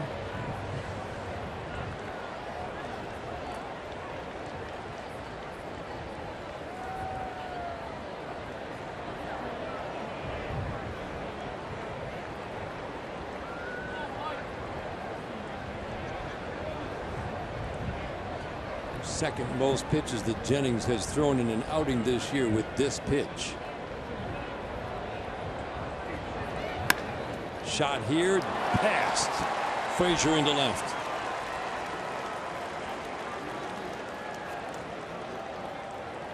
Good at bat for Mike Aviles. Don Cooper out to the mound, not Robin Ventura. They would rather have Saltalamacchia at bat from the right side. Canely was up and throwing last inning.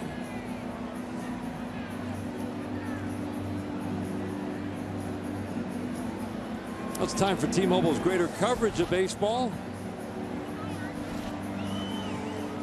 Nelson Cruz, 7 RBIs with a couple of home runs today as Seattle bombed Toronto. That's a big day. At the Rogers Center. Tyler Glasnow, one of the many young good pitchers that Pittsburgh has, up for his second major league start today, and he had to leave it in the 4th inning. He's been rumored to be part of a big deal if the Pirates were to go the big deal route. Mark Trumbo, 30 home runs now. Already 30 home runs? What a pickup for Baltimore. That's the 3rd time that he's done that in his career. First time since 2013 for Trumbo.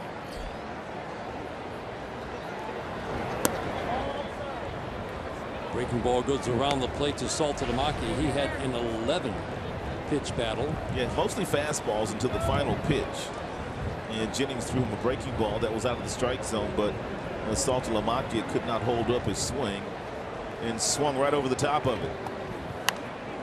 Good breaking ball to hit right there at 83. Sitting on a tee for Saltalamacchia.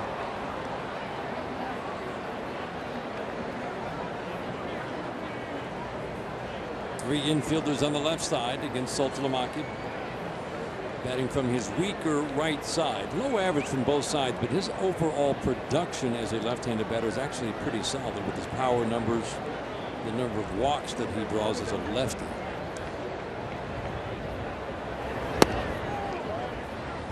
We're working at bat.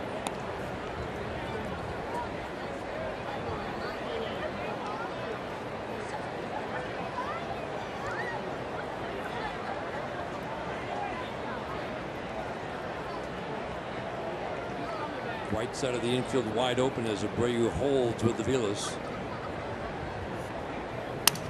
Ground ball into the overshift. Anderson makes the easy play. Single and no more for the Tigers, who trail by 1.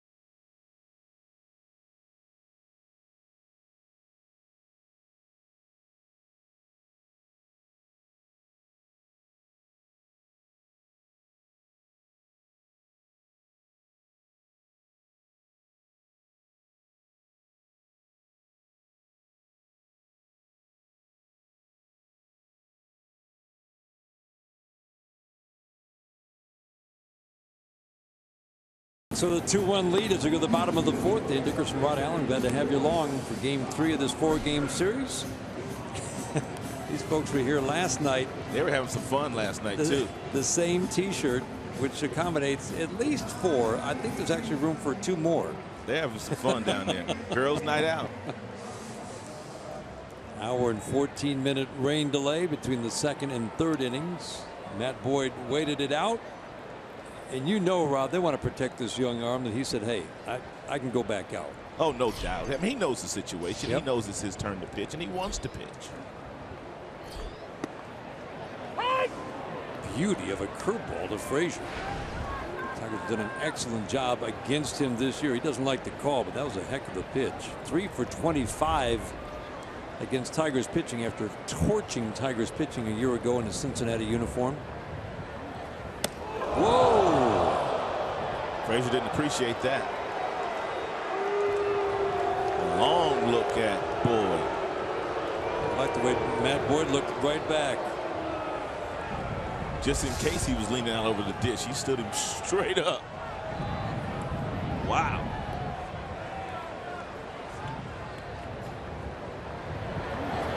That's pretty close.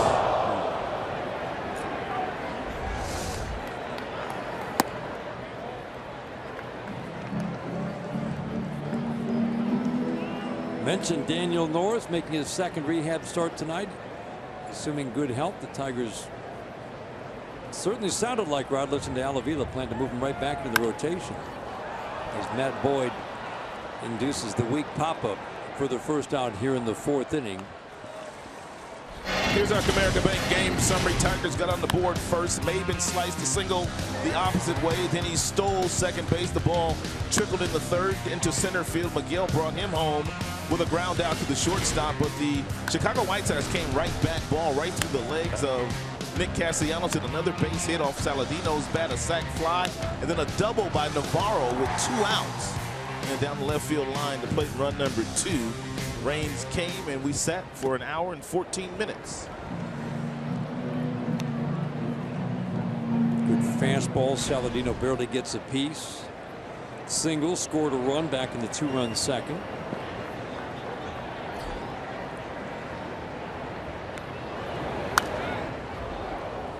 Not only is Norris pitching this evening, but I ran into Jordan Zimmerman in the hotel today, and he was taking a plane to Norfolk, in Virginia, to get a start tomorrow. They don't know whether he's going to have 1 start or whether he will need 2 starts on a rehabilitation assignment.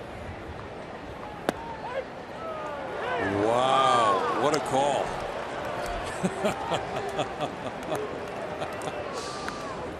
Favorable call for Matt Boyd. Well, Daniel Norris, as we take a look. It's a great job by Saltalamacchia. It was, wasn't it? You saw how he pulled that out.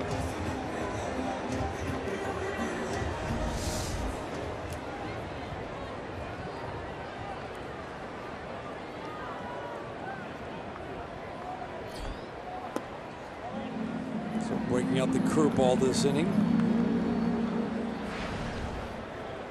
And Matt Boyd outstanding in first pitch strikes so far, thrown 12 of 15.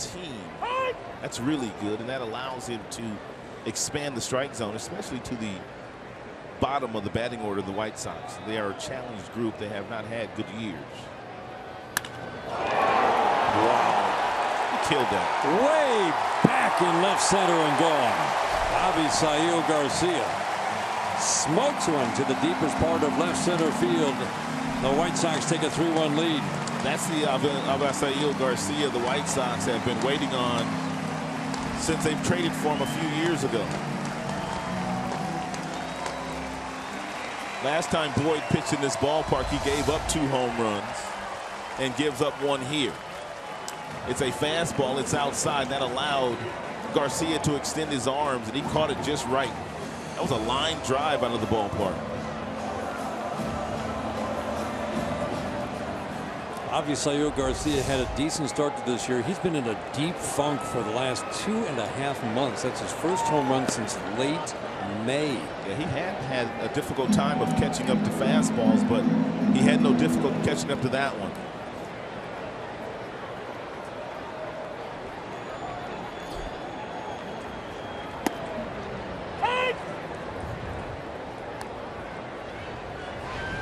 One of Matt Boyd's other improvements this year, and it had to improve, not giving up nearly as many home runs as a year ago. Yeah, that was an issue for Matt last year. home run every 13 at-bats for opposing batters last year. To give you an idea of the pace that is, that's the best hitter in the American or National League will hit about a home run every 12 or 13 at-bats. Right. And that's what he was giving up last year. It's a home run every 30 at-bats, and that he had to make that improvement, and to his credit, he has. Good pitch there. Slider down and in, gets Navarro. 4th strikeout for Matt Boyd, ends the 4th, but the Sox add to their lead on the Garcia home run.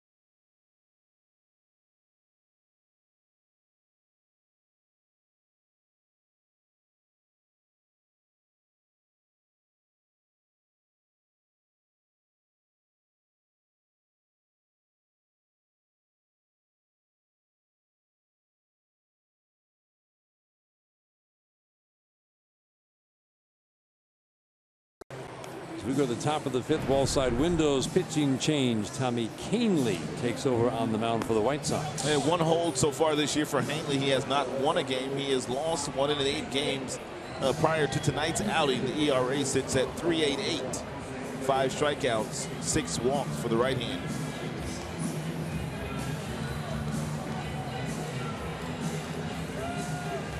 Well, this becomes interesting. You've got rain coming in. And now this becomes an official game with the next 3 outs the White Sox get. It's probably going to be a while before that rain gets here, and it could miss, but all of a sudden these become important innings, perhaps the 5th and 6th innings for the Tigers. And Tigers got a gift win just a couple of days ago right here after the game only went, what, 7 innings? Yep. At the 7th inning stretch is when it ended. Shane Green got the rare 6th inning save. This is a power arm, an impressive power arm for the White Sox. From Colorado, the White Sox in the offseason. Man, you're not going to do anything with that pitch. Mid-90s fastball. Real nice, smooth, clean, easy delivery. And it's shown there by Kahnle. The ball came out of his hand very nicely. Strike out an inning guy at the major league level, but a very high walk rate that he has to bring down to have continued success. Yeah, we saw he had more walks than strikeouts. Just a 4-seam fastball straight over the top.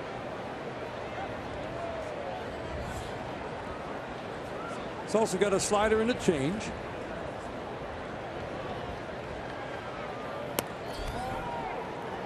That's got some cutting action at 98. At 98, took the words right out of my mouth. Usually guys are throwing 98 miles an hour. That's a straight 4-seam fastball.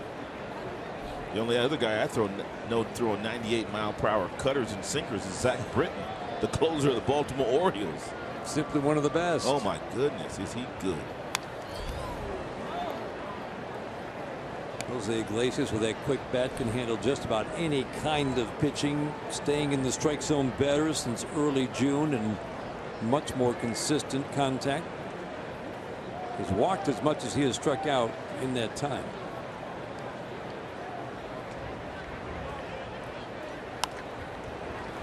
Expanded the strike zone there. He wanted to jump on that slider up and in. Yeah, it was hanging. Those hanging sliders go a long way. Tigers scored an unearned run in the first, left the bases loaded in the third. 3-2. Dan Jennings got Cabrera and Victor Martinez with the bases loaded. Well, no secrets here. You know what Caney's going to feature here on the 3-2 pitch. It's going to be a fastball, and it's going to be in the mid-90s. Iglesias has already seen several of them.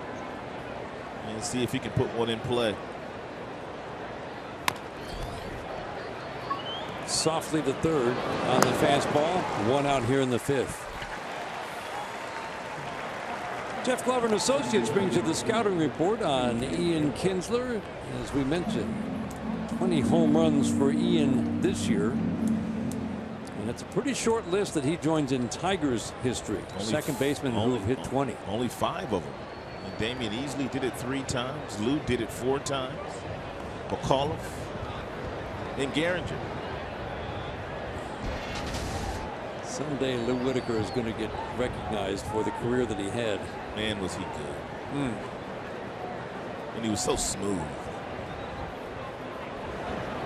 Start comparing Lou Whitaker's numbers to other second basemen in baseball history, and they are Hall of Fame numbers.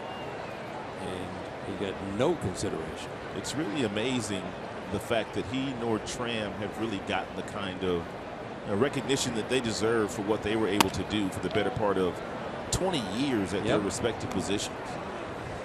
Jack Morris made a run at the Hall of Fame, came up just short. Those two never really got much consideration. Lou was off the ballot after 1 year, and Tram never reached the level of support that he should have. They're both Hall of Fame worthy. Yes, they are. That's not just because we do Tigers games. Look at other shortstop, look at other second basemen, and you will see their numbers compare very favorably all time. In any way you want to slice it. Defense, offense, complete game for both. And this guy certainly has the complete game. Kinsler's value has been off the charts in his time with the Tigers. 2.5 years now. There's been no more valuable player than this guy right here. He has made a lot of adjustments as he has gotten older with his swing. And this year he has put it all together.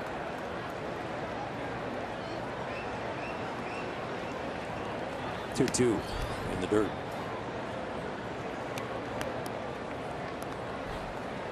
And Rod, think about what you just said. He made an adjustment at 33. And he had a little setback, and he admits it. I took a step back to go forward. You can see Miguel Cabrera perhaps doing something similar. Oh, for sure. I mean, it's kind of the age where you need to maybe make an adjustment. Because they are starting to adjust to you. Fastball got him. Ian's not happy that he chased ball 4. Tigers fans, if you can't catch games on TV, you can stream them live on your mobile device with the all-new Fox Sports Go app. Download the app, take Fox Sports Detroit and Tigers baseball with you wherever you go.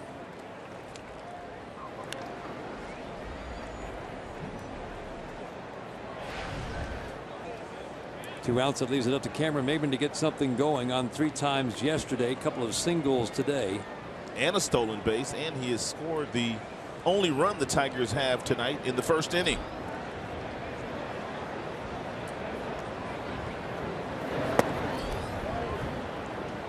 I've been really impressed with what Cam has been able to do in the second tour of duty in a Tigers uniform. He's just a mature player now that kind of stays within himself, Dan, and just knows how to play the game. He's been a real nice energizer to the top of the Tigers batting order.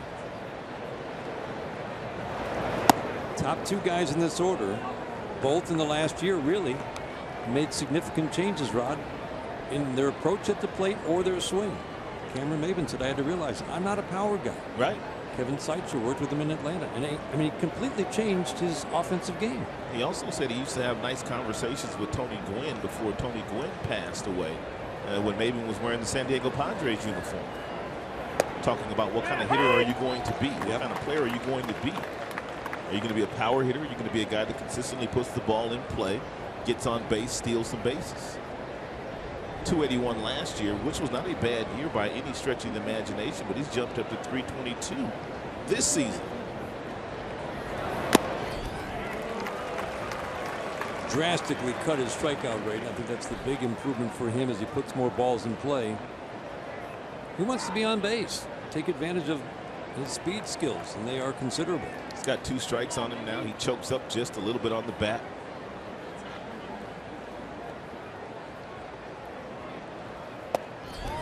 Ooh, what a take. It wasn't a take. It was pretty close, too. It could have been called a strike. Where was it? Low? I guess so. A little bit. A little bit. Home plate umpire Doug Eddings hearing about it from the Chicago White Sox dugout. 3-2 for the 3rd time this inning, and a pitch in the dirt. 2-out walk extends the inning for Miguel Cabrera.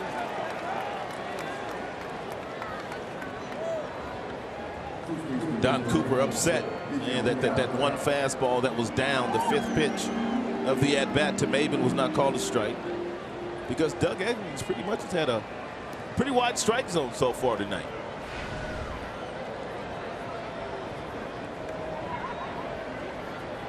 Should be a nice confrontation here. Miguel against Canely.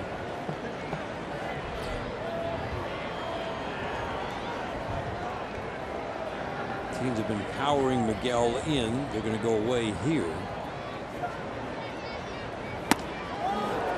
That's that one area that we talked about when Miggy struck out his last time up against Jennings. Fastball up above the belt buckle. If you got anything on it at about 90, 95, you can sometimes throw that ball by Miguel.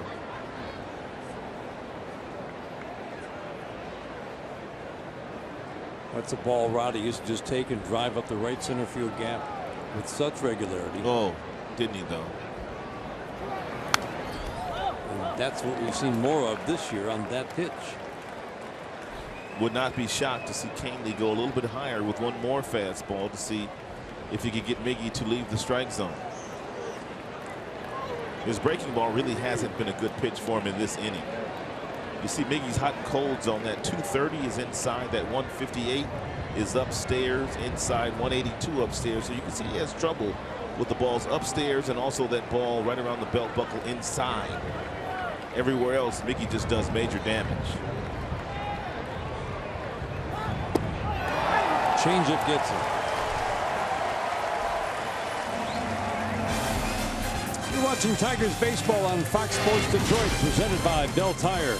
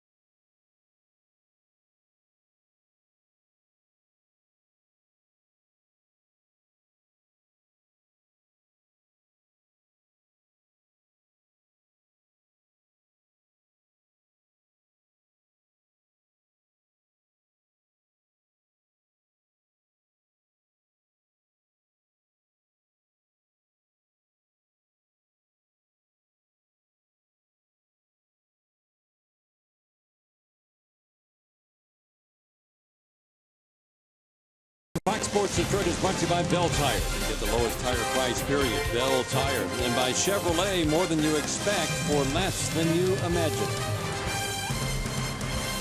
Sox with a 3-1 lead. Steamy, foggy day into a foggy, rainy night. First pitch hits. J.B. Shuck. That's disappointing for Matt. He's frustrated, I'm sure. That's a lefty. That's a good matchup for him.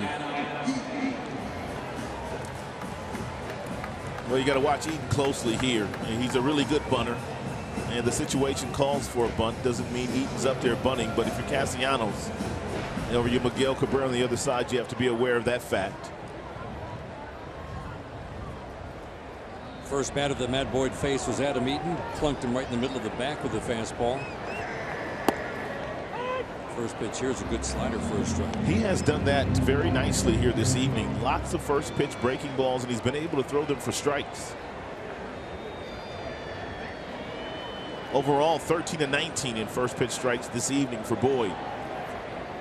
Well, that's a great number right there. Exactly what you're looking for. Lots of first pitch strikes. It's been a problem area for Matt Boyd.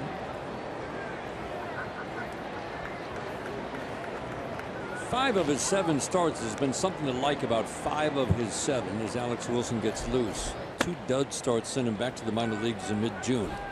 2 very good starts since he's come back. As the pitch a little bit low, as we mentioned, Daniel Norris did start tonight. It was not a good start, Rod, for Daniel Norris tonight. And you'll see the numbers. How much does that matter as the Tigers think about Daniel Norris rejoining the rotation? Because it sure looked like they were, sounded like, looking forward to having Daniel Norris back. Listening to Al Avila, the Tigers general manager, today. 2-1 is low. Well, I don't think they have to rush him back. As we take a peek at his numbers, 5 hits, 5 earned runs. He did walk 3 and only 3 strikeouts. But Daniel Norris, he might have been out there pressing tonight in Virginia, knowing that he's coming back to the big leagues here shortly. Probably went out and tried to impress. I'm not making excuses for him, but sometimes these numbers right here don't matter. As long as he's healthy, you know what he can do at this level if he's led by a big league catcher like a Saltalamacchia or a James McCann. Through 67 pitches in his first rehab start. They wanted to get him into the 80s today. And assuming he got there, and he had to obviously throw a few pitches to get through those innings, Rod. You would think that he comes back and makes his next start in a Tigers uniform. I like Daniel Norris a bunch. I think he's got a chance to have a really bright future at this level. High slicing foul will get out of play down the left field line. 80 pitches for Norris. You would think the next start is in Detroit. Well, on the homestand next time. It kind of depends on what happens with Sanchez and when he gets the ball his next time out. Of course, Boyd's done nothing to prevent him from getting another start. You know, Zimmerman's coming back, so it just kind of depends on when they need Norris back in the rotation.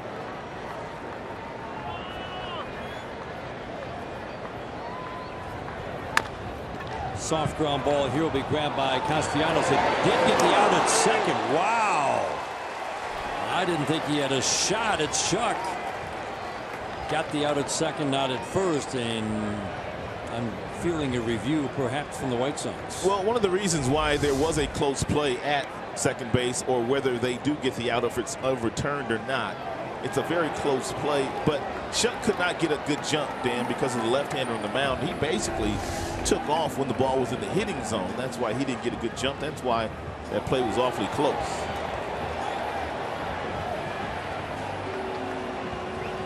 Sox are taking a long time. The umpires would like to have the request come a little bit more quickly than this, and the White Sox say they are not going to challenge.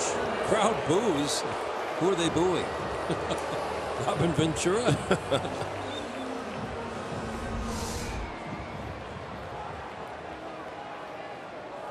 And not enough there to overturn it. Here's the good look. If it hits the back of the glove, that's the catch. That's an out by inches.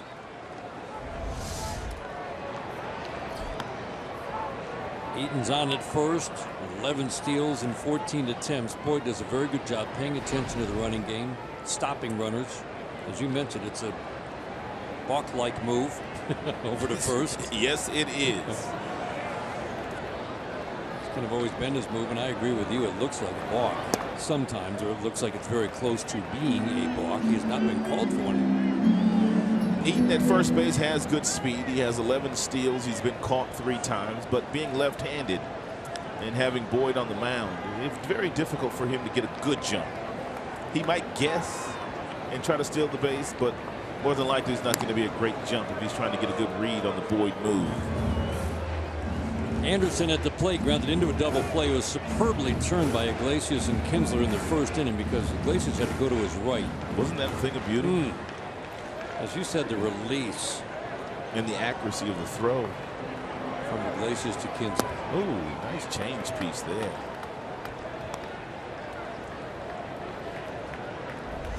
Anderson swung at the motion and the arm speed here of Boyd. And that's what the changeup's designed to do. As a hitter, you really can't tell whether it's a fastball or a changeup because both pitches have the same spin. But it's the arm speed that sells the pitch. Breaking ball, the appeal. Ryan Blackney is the first base umpire. He says Anderson did not go. Anderson has very quick hands. He's going to be a really good player, but the one pitch that he does struggle with, and he's not the only young player in the big leagues that struggles with breaking balls. He struggles with recognition of good breaking balls. He will not walk. Waiting on the 2-1. Fouls the fastball out of play. He's only walked twice, man, in like 100 and what? Over 55, 160 plate appearances. That's why they took him out of the leadoff spot. He was leading off when he came to the big leagues, but they flip-flopped. He and Adam Eaton, now he's batting second. They feel like has the liberty of swinging a little bit more without taking pitches when he was in the leadoff slot.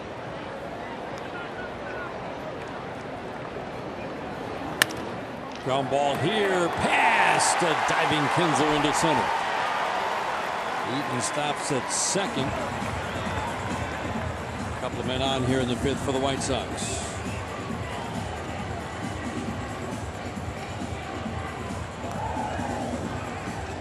Brad Ausmus will go to the bullpen. Wilson's been warming. Got a couple of extra innings out of Matt Boyd after the long rain delay. Ausmus wants Alex Wilson to get the last 2 outs here in the 5th inning. 3-1 Sox in the bottom of the 5th.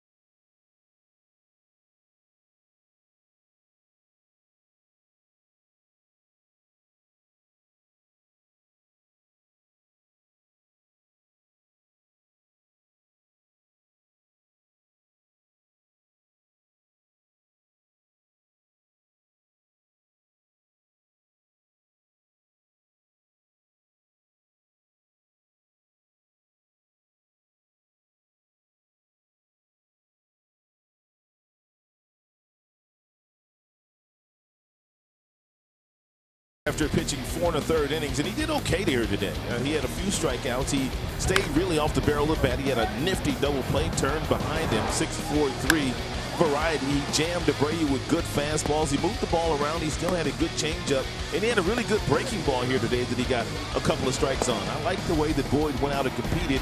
And then, Dan, when you add in the fact that he sat for an hour and 14 minutes for the rain delay and then came back out and took the ball for his squad.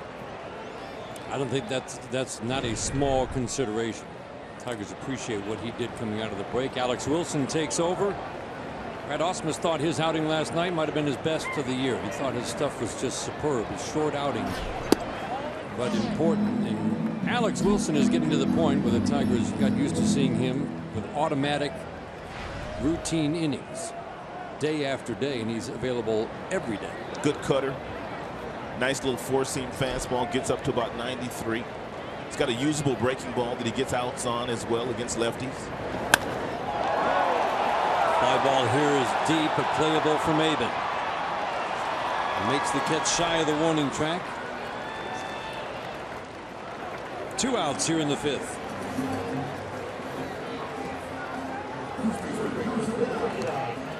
Eaton over to third. Anderson's at first. You've got to be careful here in this particular at-bat against Abreu. I know Abreu's not having the typical Abreu year, but he's already driven in 54. I know the guy in the on-deck circle has a lot of power, but he's not nearly the same hitter as Abreu, so you have to be very careful here with Jose. And if you walk him, and so be it. You go after Frazier. Pivotal at-bat in the game right here. How'd you pitch Abreu, Rod? I would pitch him inside. Shot here is foul. And here's why I pitch him inside. He loves the ball down. Look at the ball's down. He doesn't like the ball down that much. You see his numbers down there. You either go down or you go up and in, where it's 288 or 280 upstairs, or even at 100. That's right down the middle upstairs. So you either go down or up against him. You don't make mistakes against him. Do not let him get his arms extended. Soft tapper here, back to Wilson, and Alex Wilson does the job as he's been doing for the last month and a half.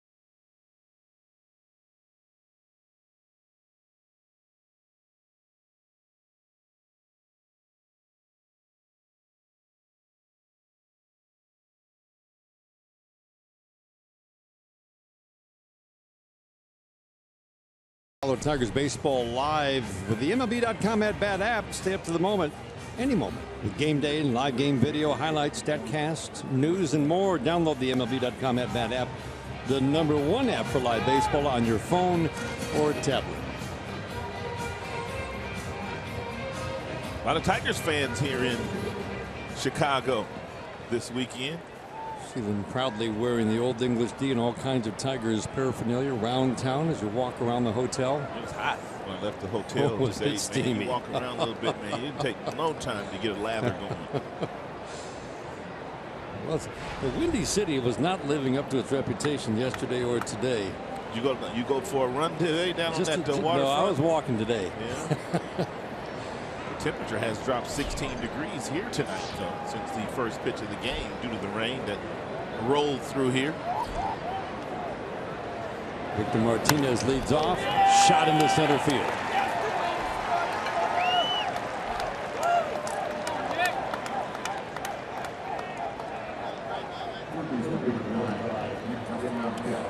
Chevy Silverado's most dependable player. We look at Victor Martinez and where he ranks among active players against White Sox pitching. Let's just say he's really liked White Sox pitching throughout his career. It's not just the average, but power.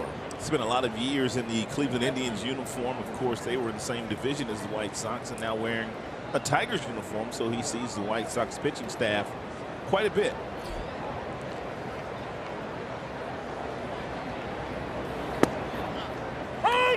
Al Avila also before the game, when he was talking about the possibility of making a trade or not making a trade, he says a lot of their success depends on how healthy they stay the remainder of the way. They've got to stay healthy as a team, and with the additions of Zimmerman and JD Martinez and Norris when he gets back, he feels like they'll be competitive, even more competitive than they are right now. Yep. So he says, as he said repeatedly, it's not sexy, but not going to give you anything sexy to write. But standing pat they feel right now. And again, it gets back to what they have to offer to get a big piece and the cost of anybody right now. This is trouble. This should be 2. And it is.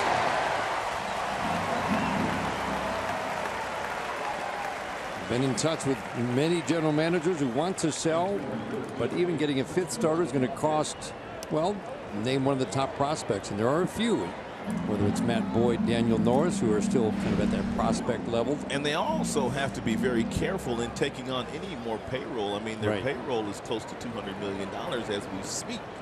Right, would you want to get in on the Andrew Miller sweepstakes if indeed the Yankees would part with him? Well, it's going to cost you, as you said, it's going to cost you some money.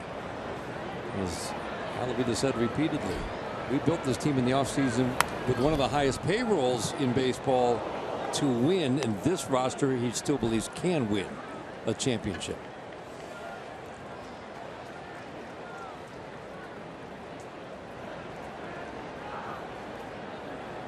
The trade deadline is 1 week from Monday, August the 1st this year. It's always been on July the 31st. It's always a fun time of year, too, that week leading up to the trade deadline.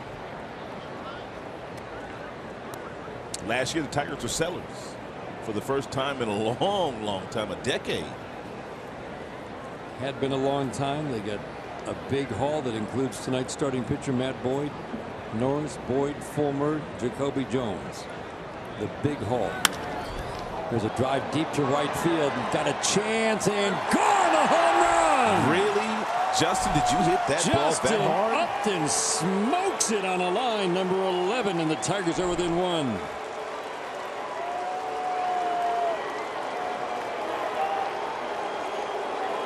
Dan, that has to be the hardest ball that I have seen Justin Upton hit to right field since he has put on a Tigers uniform.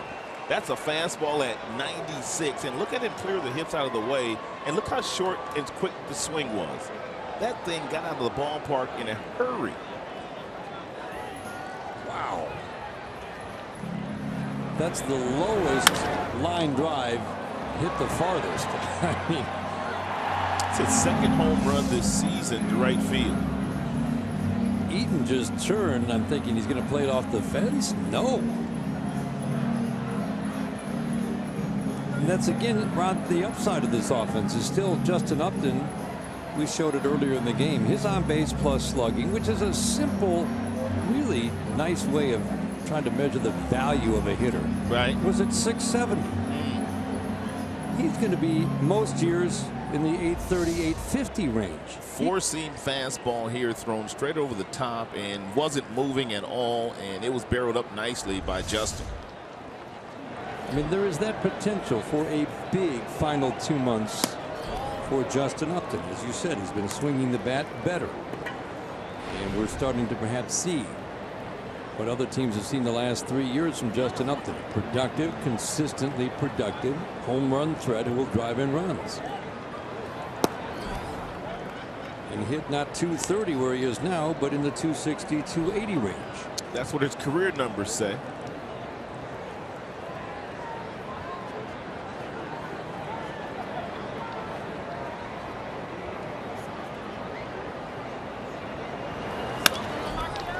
Vilas hits a fly ball slicing. Eaton's tracking it though, and he'll make the grab moving toward the line. Justin Upton takes a fastball on a line out to right.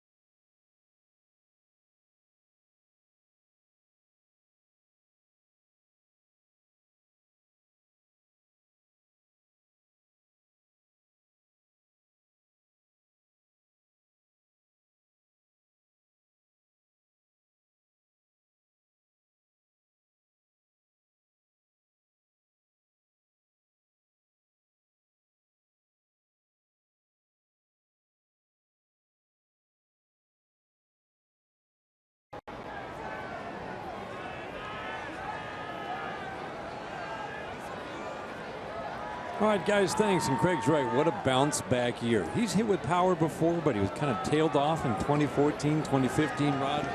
Orioles got him for a song in the offseason. He's always had true power. He's always been a great power hitter. And he was playing in Los Angeles the first number of years to his major league career, where the ball really doesn't travel all that well at night at Angel Stadium.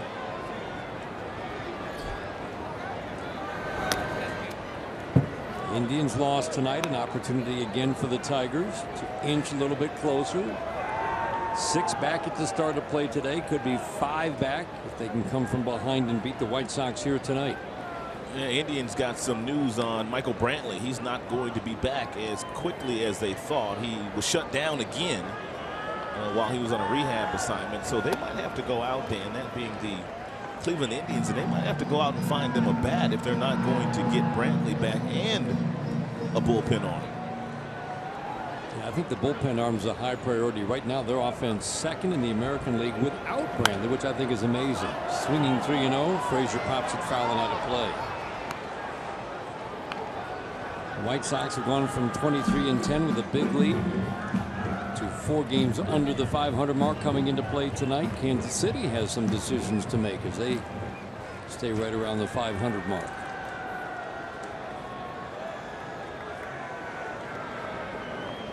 "10 days leading to the break, and they can make or break the season and the decision-making process." Soft fly ball to right.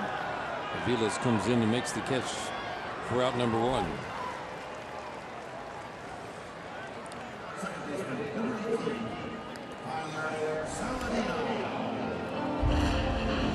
Well, we'll wrap this series up tomorrow. 1 o'clock start. That's our pregame coverage leading up to the 2 o'clock start Eastern time. 1 o'clock here in Chicago. Tigers hoping they're in a position to sweep another 4-game series. They've done that twice already this year.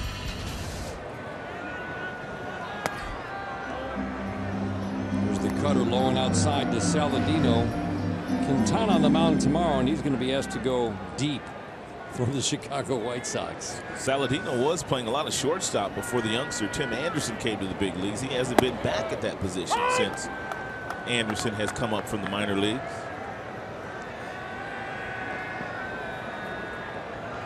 We're pretty confident putting him at third, short, second. Good glove for sure. Provided a little more at the plate this year than he did last year. Got some pop in this bat. A little pop fly here is trouble, but nope, there's Michael Vilas come in, make the catch, cutting in front of Maiden. Again, Vilas got a pretty good jump. He really did. I thought that had a chance to drop. On that ball hit off the bat of Saladino there. He's not an outfielder by trade. He plays infield, he plays outfield. But he's acquitted himself very nicely in the outfield. Started shagging fly balls at the suggestion of his manager in Boston, Terry Francona. When he first came to the big leagues, he was playing second base for the Kansas City Royals. Basically splitting right field right now with Tyler Collins.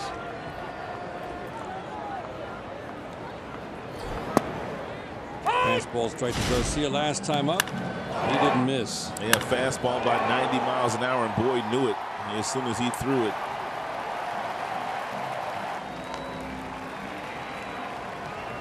Two big at-bats for Avisail Garcia, really relegated at 25 to a DH role. Even with a need for another everyday outfielder with the injury to Austin Jackson, they did not turn to Avisail Garcia. They did for a while. They moved Eaton to center. But both the bat and the glove put Garcia in the DH role, and now he's fighting for at-bats with the addition of Justin Morneau.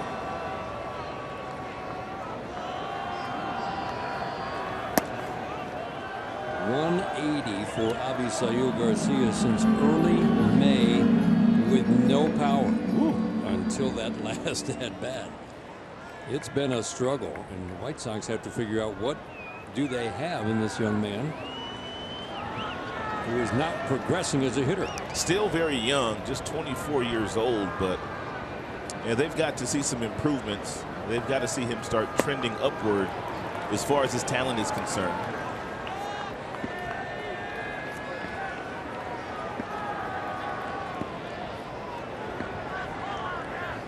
Home run was his 6th.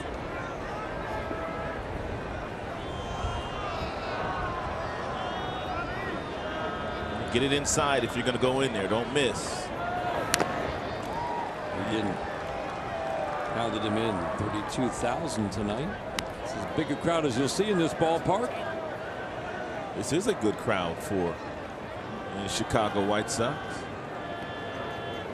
Most of them stayed through an hour and 15-minute rain delay. A lot of these people were expecting Chris Sale to pitch tonight, only to get to the ballpark and realize that he had been sent home for who knows why he was sent home, really. You know what I mean? Certainly more to that story. There is. Garcia sent to the bench. Nice cut.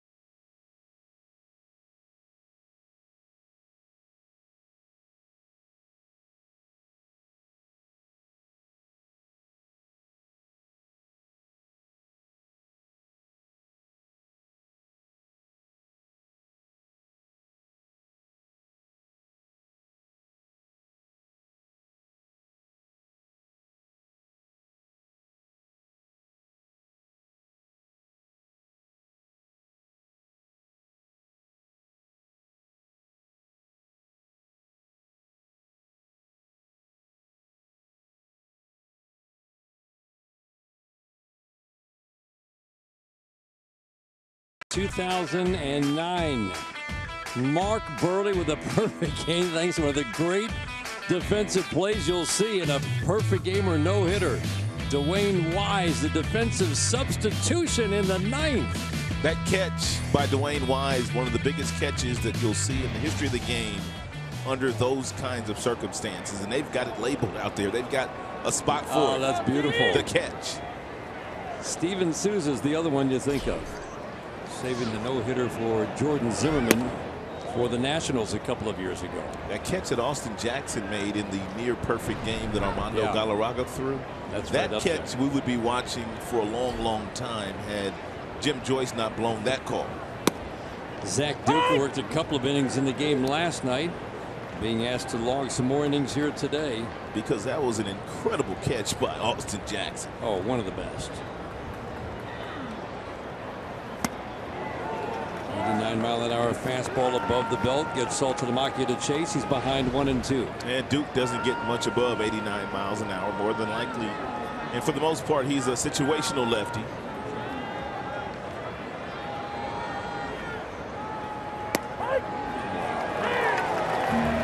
Curveball near the outside corner gets the call. He started this ball about 4 feet off the plate. Off the plate. And look at the break on that thing. I mean, that thing wrapped around the plate and caught Navarro's glove. And as a hitter, you see that ball 3 feet outside. You just don't swing at it until it's too late when you recognize the break on it.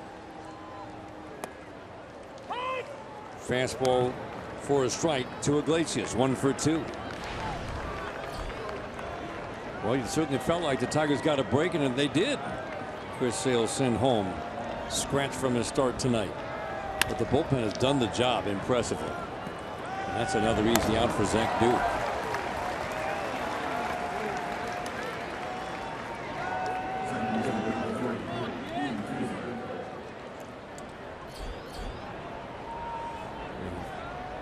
Duke gets out of this inning. They turn to that guy, Nate Jones. Big power arm ahead of David Robertson, who's been a little bit up and down this year. But a guy the Tigers have not had a lot of success against. Yeah, Robertson's name has been mentioned in the trade rumors circulating around here in Chicago. There's a drive to center, hit hard, and the running catch by J.B. Sharp. Ian Kinsler gave it a ride.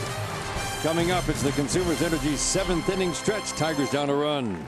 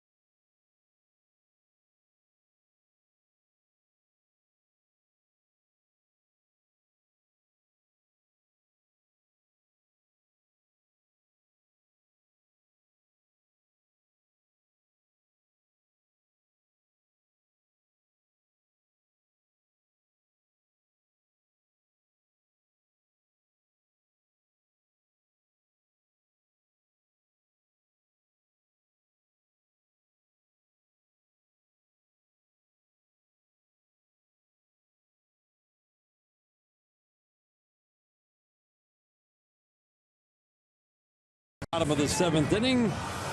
Well, Fox Sports Detroit's University Days roll right along the summer. University of Michigan at Comerica Park coming up on Friday, August the 19th. Buy a special ticket package to the Tigers-Red Sox game. Get a special edition Tigers cap in Wolverine colors. To buy tickets or to get more information, visit tigers.com/U of M. Bruce Rondon takes over on the mound. Roddy's trying to kind of get back on track. He was terrific his first 7-8 outings coming back from Toledo. A little shakier of late. Yeah, his last 5 he scuffled. And he has a 12.46 ERA, 6 earned runs in his last 5 outings. 3 of those are home runs. Whoa. Power fastball, 100 miles an hour. And hits Navarro.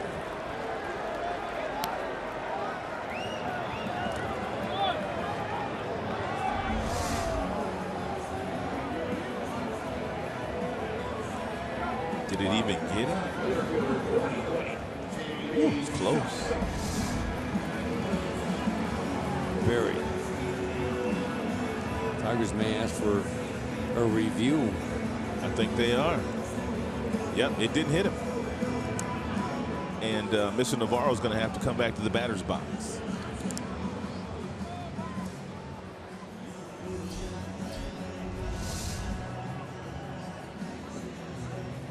I don't see it. You see it, Dan? Nope.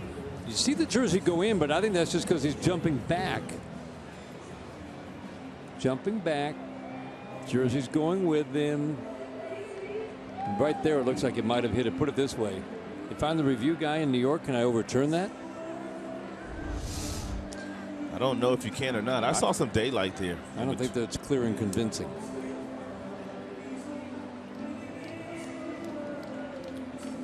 You see the jersey go back as the ball goes by. Is that because he's jumping back, or is that because it clipped the jersey? I'll bet he stays on. And I'm about 50-50 at best on these. It's a quick review. Stays at first. Yeah, he does. 3 hit batters this game. Eaton plunked in the back. J.B. Shuck hit with a breaking ball by Matt Boyd.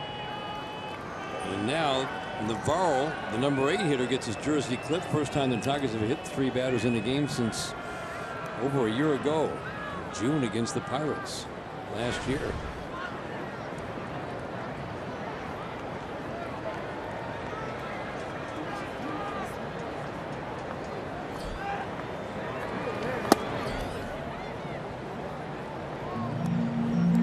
Good hit and run count here for Robin Ventura. And should he want to put Navarro on the move, force Shuck into putting the ball in play. See if he can find a hole with one of the infielders moving if Navarro takes off.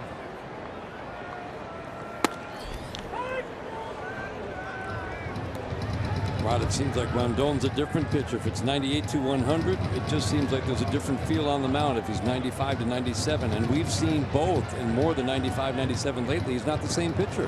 And I like the fact that he will throw a breaking ball and a changeup at the bottom of the strike zone on occasion, and that makes that fastball look even better than it is.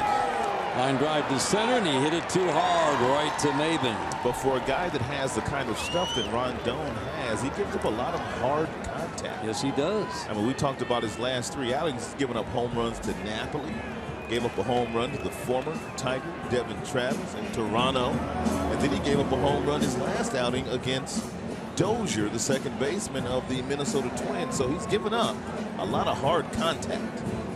And he came back from Toledo, and remember, it was his first appearance of the year with the Tigers. His first 8 innings, 1 run on 2 hits with 8 strikeouts. Looked awfully confident. Slider is such a weapon, Rod, and it's been really hit and miss of late. That's what we've seen with Bruce Rondon, don't you think, in his time with the Tigers? Yeah, they keep waiting for him to take that next step to secure one of the back-end reliever spots, especially with the stuff that he has. 98 to 101 with a slider and a changeup. He's got to pitch inside a little bit more aggressively. Can't be afraid to pitch inside when you've got a heater like that. Tigers need another arm to join Shane Green and Justin Wilson ahead of K-Rod. And this really, in terms of a power arm, in the late innings, this is your best hope unless you go out on the trade market. And Al Avila's made it clear that that's right now not a likelihood.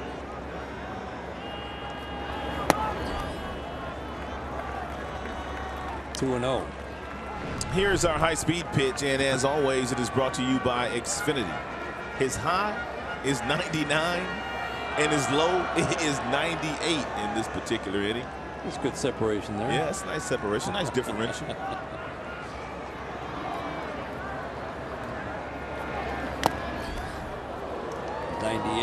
By Eaton.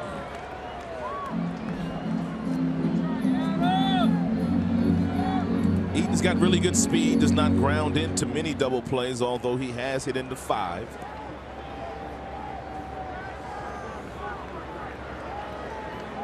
He'll bounce that ball down the third base line. We see that over and over, and that's why Nick Castellanos is right by the line. Also Maben in center field, and also Upton shading him in left field. Upton over toward the left field line. Triple digits, but ball 3.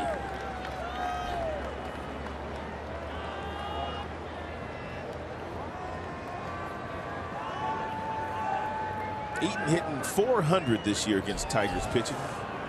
He's been a pest. 0 for 2 and hit by a pitch tonight.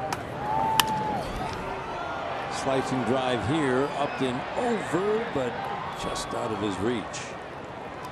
If you look at his spray chart, Adam Eaton hits 2/3 of the balls that he puts in play to the left side of the field.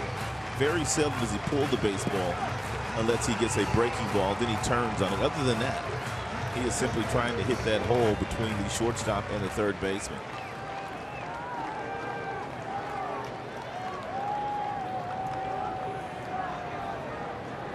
Time called as Rondon takes too much time. And Saltalamacchia wanted the fastball away, and initially Rondon balked at that pitch. They're going to go with a breaking ball here. Almost. Got the swing and miss. A little foul tip out of the glove of Saltalamacchia. I like that pitch right there by Rondon, Dan. 3-2 count. Throws him a good breaking ball and gets quite a bit of plate with it. You can get away with a 3-2 hanging breaking ball because the hitter is dialed in for that 100-mile-per-hour fastball.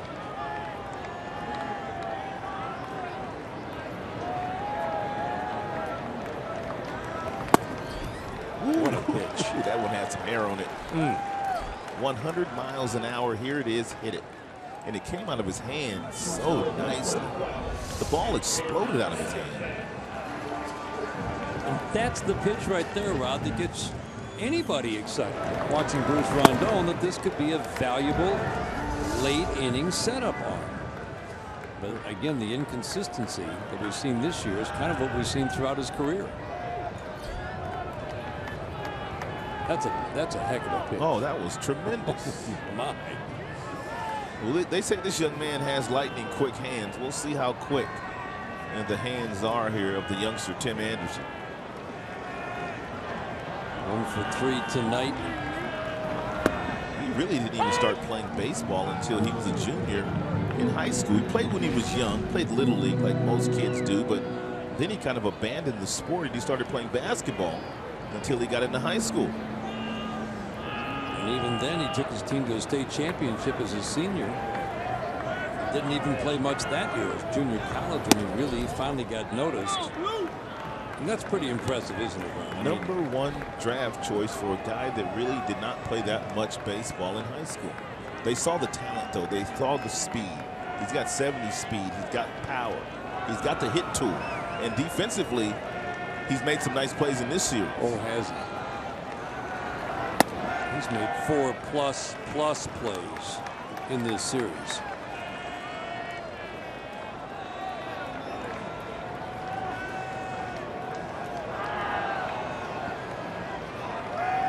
He was absolutely wearing out the International League. And when he was called up, he was first in several categories.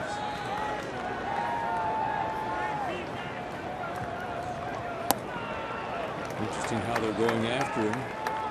Sliders missing up. And Anderson knows he'll get a fastball here. For sure. See if Rondon can show him the same fastball he just showed Adam Eaton.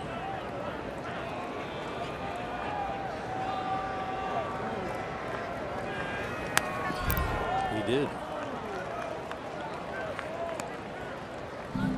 Can't picture anything but another fastball. Can you, Rod? That would be my choice, Dan. I would go right after Mr. Anderson with another one of those fastballs anywhere from 98 to 100.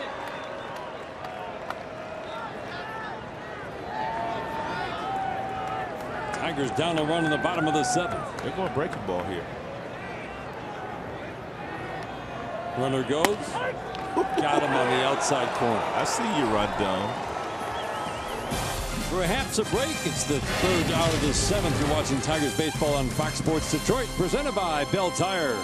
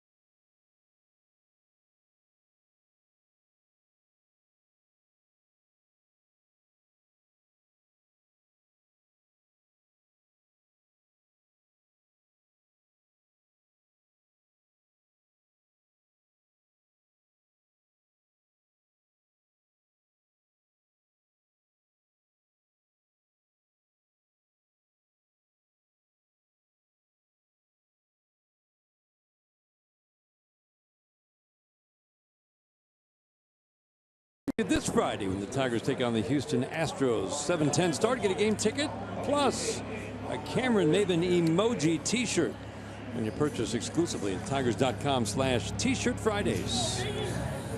There he is, sporting that proudly. We got to get you one of those, Dan. We got to get you an emoji t-shirt. Got the dreadlocks and everything.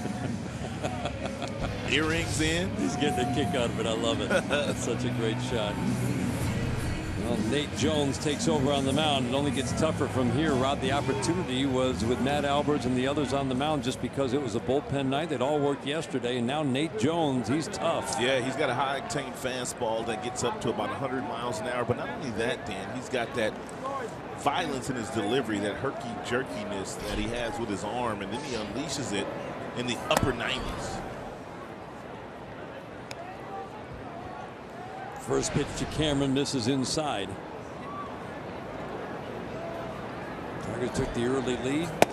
Upton's home run cut a 3-1 deficit to a single run, and that's where we are now as we start the 8th. Tigers down a run.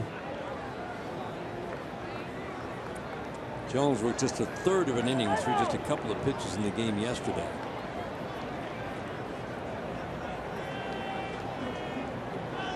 Tigers touched him for a few runs in one season. Have not had much success against him in his career.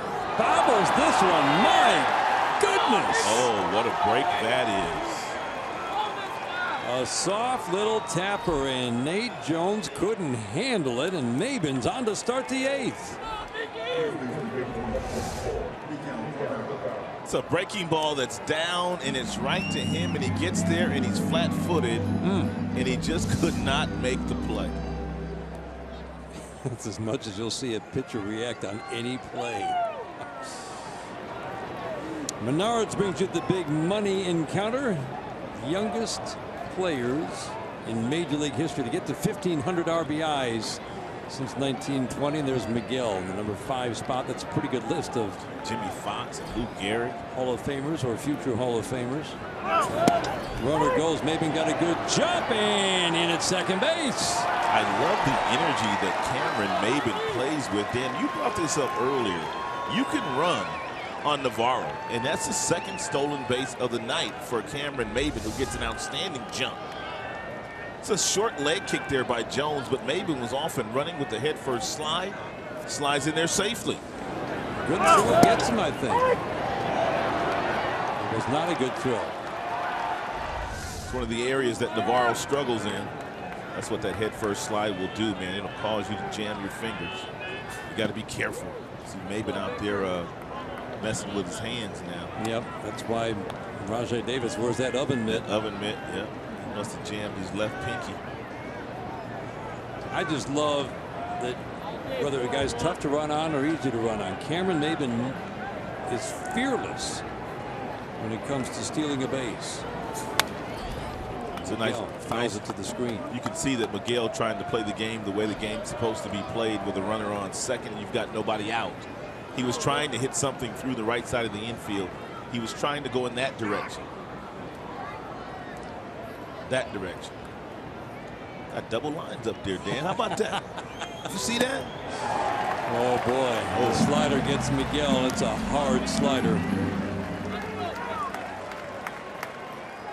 It's the third time Miggy's punched down here tonight after getting 4 hits in last night's game. You can see him get on top of that slider. That's a pitch. And bury at the bottom of the strike zone. When you've got to respect 97, 98, that's a good pitch. Victor's going to get walked for the third time intentionally already in the series. Come on, Nick. Come on, Nick. Come on, Nick.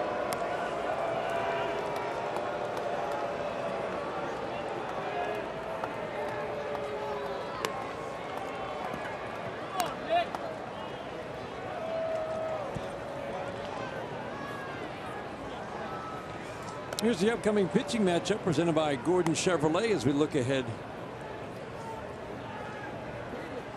Make that the 4th time, Victor. He's been walked 3 times intentionally all year. We look ahead to tomorrow. Jose Quintana against Anibal Sanchez. Anibal Sanchez has struggled mightily this year. He's coming off a 10 strikeout appearance. Quintana's just been, well, he's just been rock steady and even better than that for 4 years running now for Chicago. He just doesn't get a whole lot of run support. If he got any run support he'd have 10, 12, 13 wins right now. And I love the way that Sanchez threw the ball 5 days ago. He worked a lot more efficiently. He was a lot more aggressive. And he also worked quicker, Dan, in that series, in that game he had against Minnesota.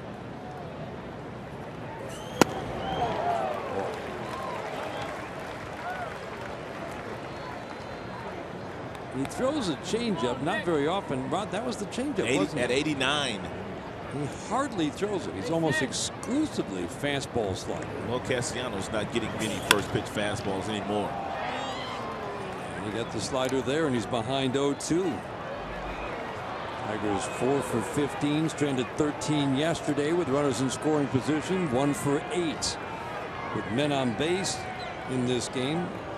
Left the bases loaded in the 3rd. There hasn't been a lot of traffic since.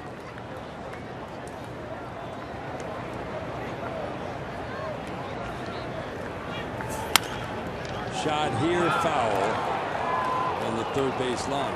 Just the 2nd time tonight that the Tigers have had as many as 2 men on.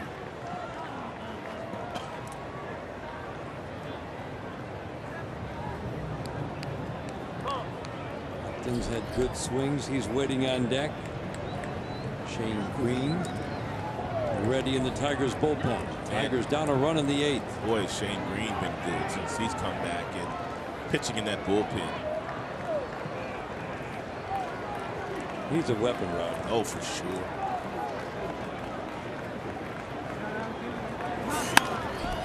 Little flyer in the right is going to drop, and it will tie the game.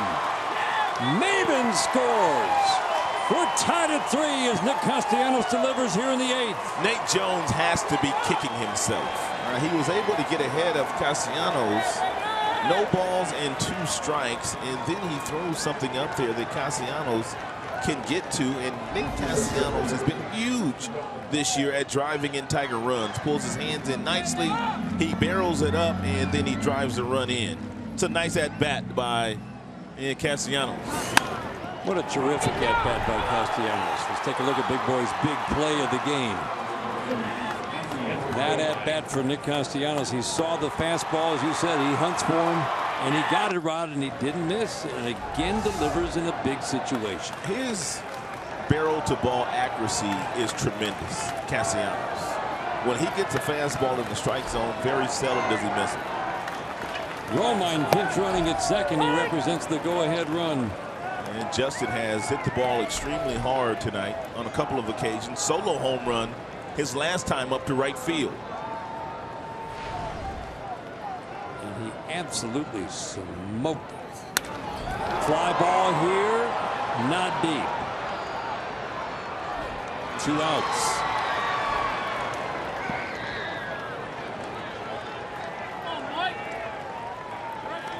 Go back to that up in the home run. The magic moonshot presented by Magic Window.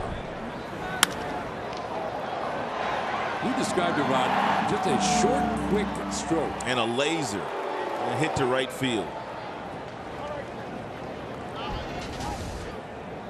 Routine fly ball here is out number 2. Tigers have tied it up with runs in the 6th and now here in the 8th. Mike Aviles was at home plate. It's the rare guy is about to be pinch hit for who gets all the way to home plate and then gets called back to the dugout. Tyler Collins, interesting, Rod, was not ready. Quite ready. He just got his batting helmet on.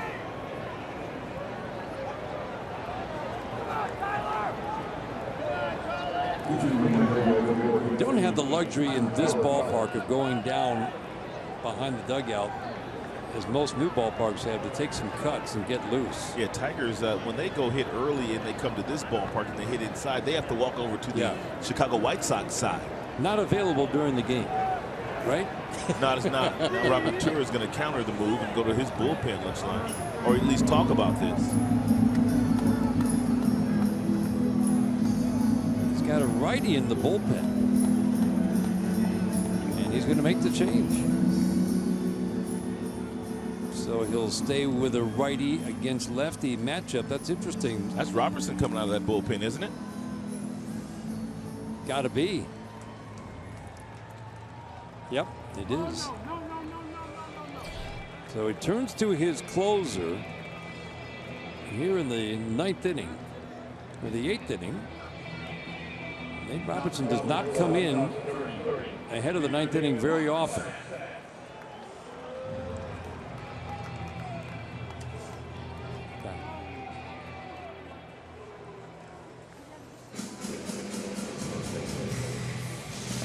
Tigers baseball on Fox Sports Detroit is brought to you by Comerica Bank. Raise your expectations of what a bank can be when it's time. Come to Comerica. By your Metro Detroit Chevy dealers, visit ChevyDetroit.com. See why Chevy drives the Motor City. By Wallside Windows. We can do that. We are the factory. And by Infinity. Visit your local Detroit area Infinity retailer for a test drive today.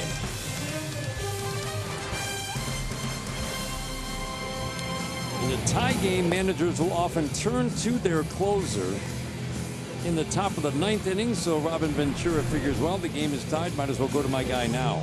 He's got good numbers against left-handers. His numbers, that would be Robertson against lefties, is .219. He's given up 2 home runs, so he's going to see Collins. Right-handers do a little bit better against Robertson. He's got that cut fastball. Also nice little breaking ball. 0-2 this year with 23 saves.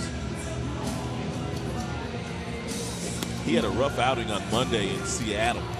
Chris Sale pitched 8 scoreless innings and left the game after giving up no runs, and they were winning 3-0, and Robertson gave all those runs back and took a very tough loss in Seattle on Monday. Gave up the walk-off home run with 2 outs to the pinch hitter Adam Lind. You're right, Chris Sale only had 100 pitches. And he only got given up 1 hit in that game. Robertson has not been a strike thrower this year. He delivers ball 1 to the pinch hitter Tyler Collins. Much better swing since his return from the minor leagues. Robertson's got that cut fastball that he learned from his former teammate. Mariano Rivera when they both were wearing the New York Yankees uniform. It's one of the reasons why he has good numbers against left-handers. Lefties really can't pick that cutter up. It looks like it's down the middle, and then you start your swing, and the next thing you know, that ball is in on your hands. It's low 90s stuff that gets a lot of swings and misses. Slicing foul here down the line. Deep, just foul. Collins behind 1-2. Robertson struggled with walks throughout his years in New York, then dropped the walks sharply a few years ago while maintaining a big strikeout rate. This is a 12 strikeouts per 9-inning guy. There aren't many of those in baseball, and it's not that big power arm, but that cutter that you mentioned, he's got a long stride, then helps him deliver that ball a little bit closer to home plate, and he gets a lot of swings and misses in the low 90s. Oh boy, that's a wicked breaking ball to get Collins. Tigers tie it up. We go to the bottom of the 8th inning at 3-3.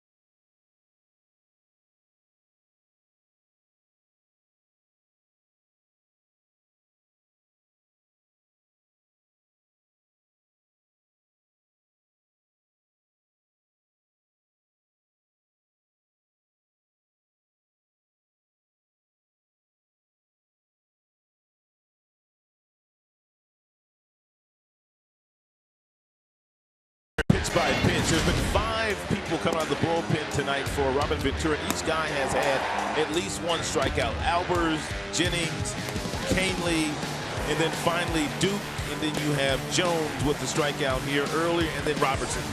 Every last one of them have struck out at least one Tiger. Tyler Collins now in right field. Shane Green takes over on the mound. And his stuff has been lethal lately. He's got a fastball that gets up to 95 miles an hour. That would be the 4-seam fastball, but he also has had an outstanding cutter and a really nice slider. Haven't seen many changeups out of Green since he's pitching in this particular role, Dan, but when he was a starter, he would use his changeup. Cutters in the upper 80s, slider mid 80s. Started to use his slider a little bit more recently, but it's almost exclusively fastball cutter. Good 2-seam fastball right there. Some late action on it. Part of the order, Cabrera, Rayu, Frazier. Good job again by the Tigers bullpen. 4 solid innings of work yesterday. Foul out of play. Look at the movement on that pitch. Away from Cabrera. Alex Wilson, an inning and 2/3, and best outing for Bruce Rondon, Rod, in his last 5 outings. He looked good. Threw some really good fastballs. He got all the way up to triple digits on the strikeout to Adam Eaton. And he also threw some really good 3-2 breaking balls. I was very encouraged with the Rondon breaking ball here tonight. Cutter down here to even the count 2-2. Rondon, man, if he could really get it together, that would really help Brad Ausmus as far as the 6th inning is concerned, because I feel like right now this team, they really don't have that 6th inning guy, and that's why he had to use Green a couple of days ago in the 6th inning to get those 2 outs. There's the slider down. Did he go? Yes, he did. That is 3 straight strikeouts. And for Tigers pitching, Wilson got a couple, and now Green.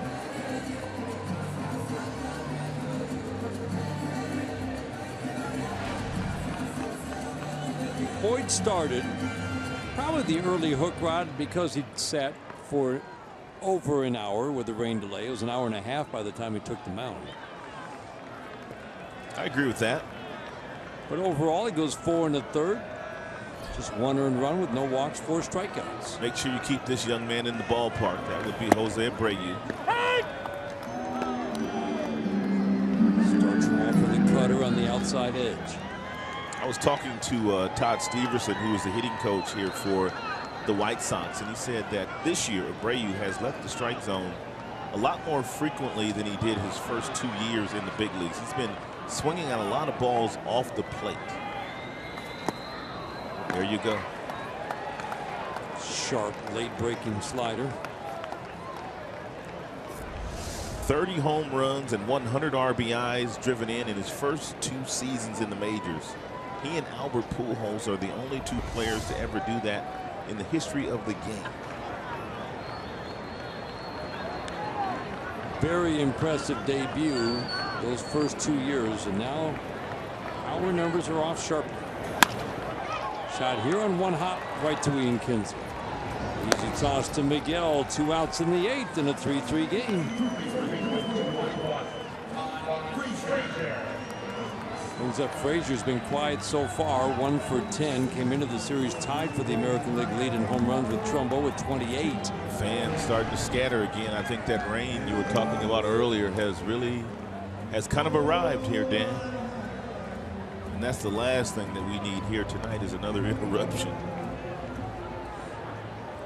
Quick peek at the radars. Just can't avoid this one. No. It's going to be heavy. Oh. Very soon. I'd love to be wrong. You're never wrong, Dan. But a couple recorded instances. Pop fly here. Out of play. You got to make Frazier hit the ball the other way. He does have some power in that direction, but not nearly as much power as he has to center field and left field. He is the definition of a dead pull hitter. So if he does hit the ball to right field, usually it will be a harmless fly ball to the right fielder.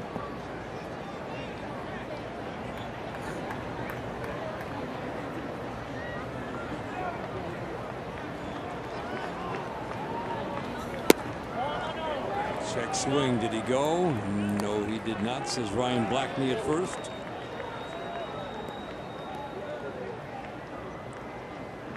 Wilson, Green, K-Rod all limit the extra base power, even though K-Rod did give up the home runs a couple of outings ago. But that's what you want out of your late inning guys. Limit the extra base and home run power.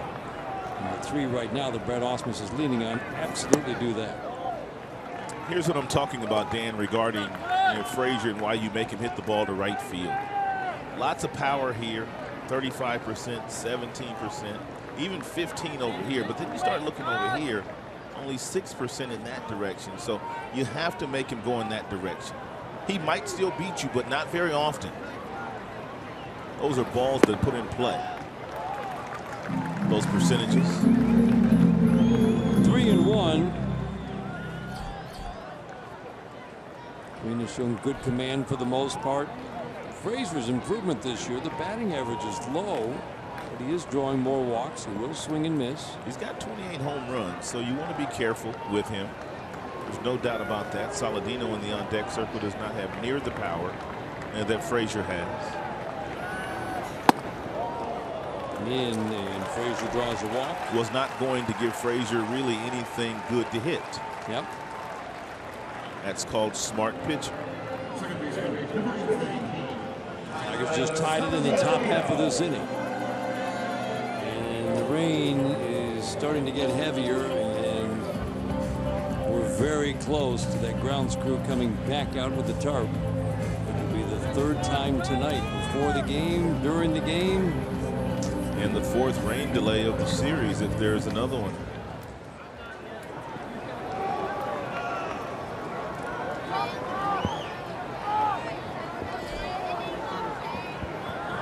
It's going to get heavy quick.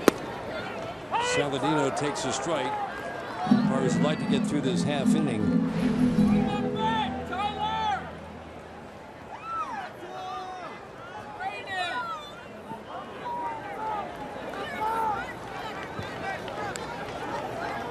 Two outs and a man on. Tied in the bottom of the eighth. Tigers trying to make it 3 straight wins over the White Sox. Oh, tied him up inside. Good fastball in on a righty. With some nice two-seam running action, arm side.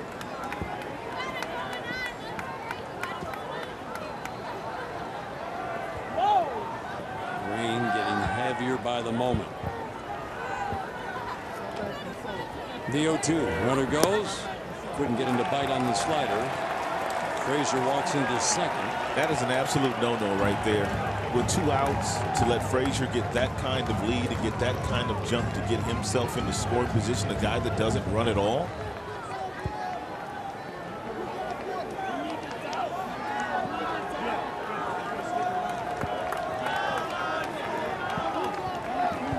They've been bringing the Tigers good luck the last 2 days. Hope that they do again tonight. Again, Saladino lays off the slider away.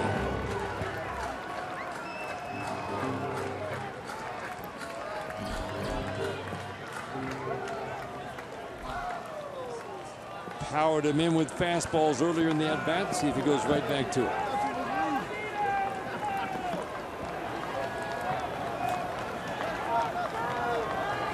Long look in for Green. That's a potential go-ahead run at second.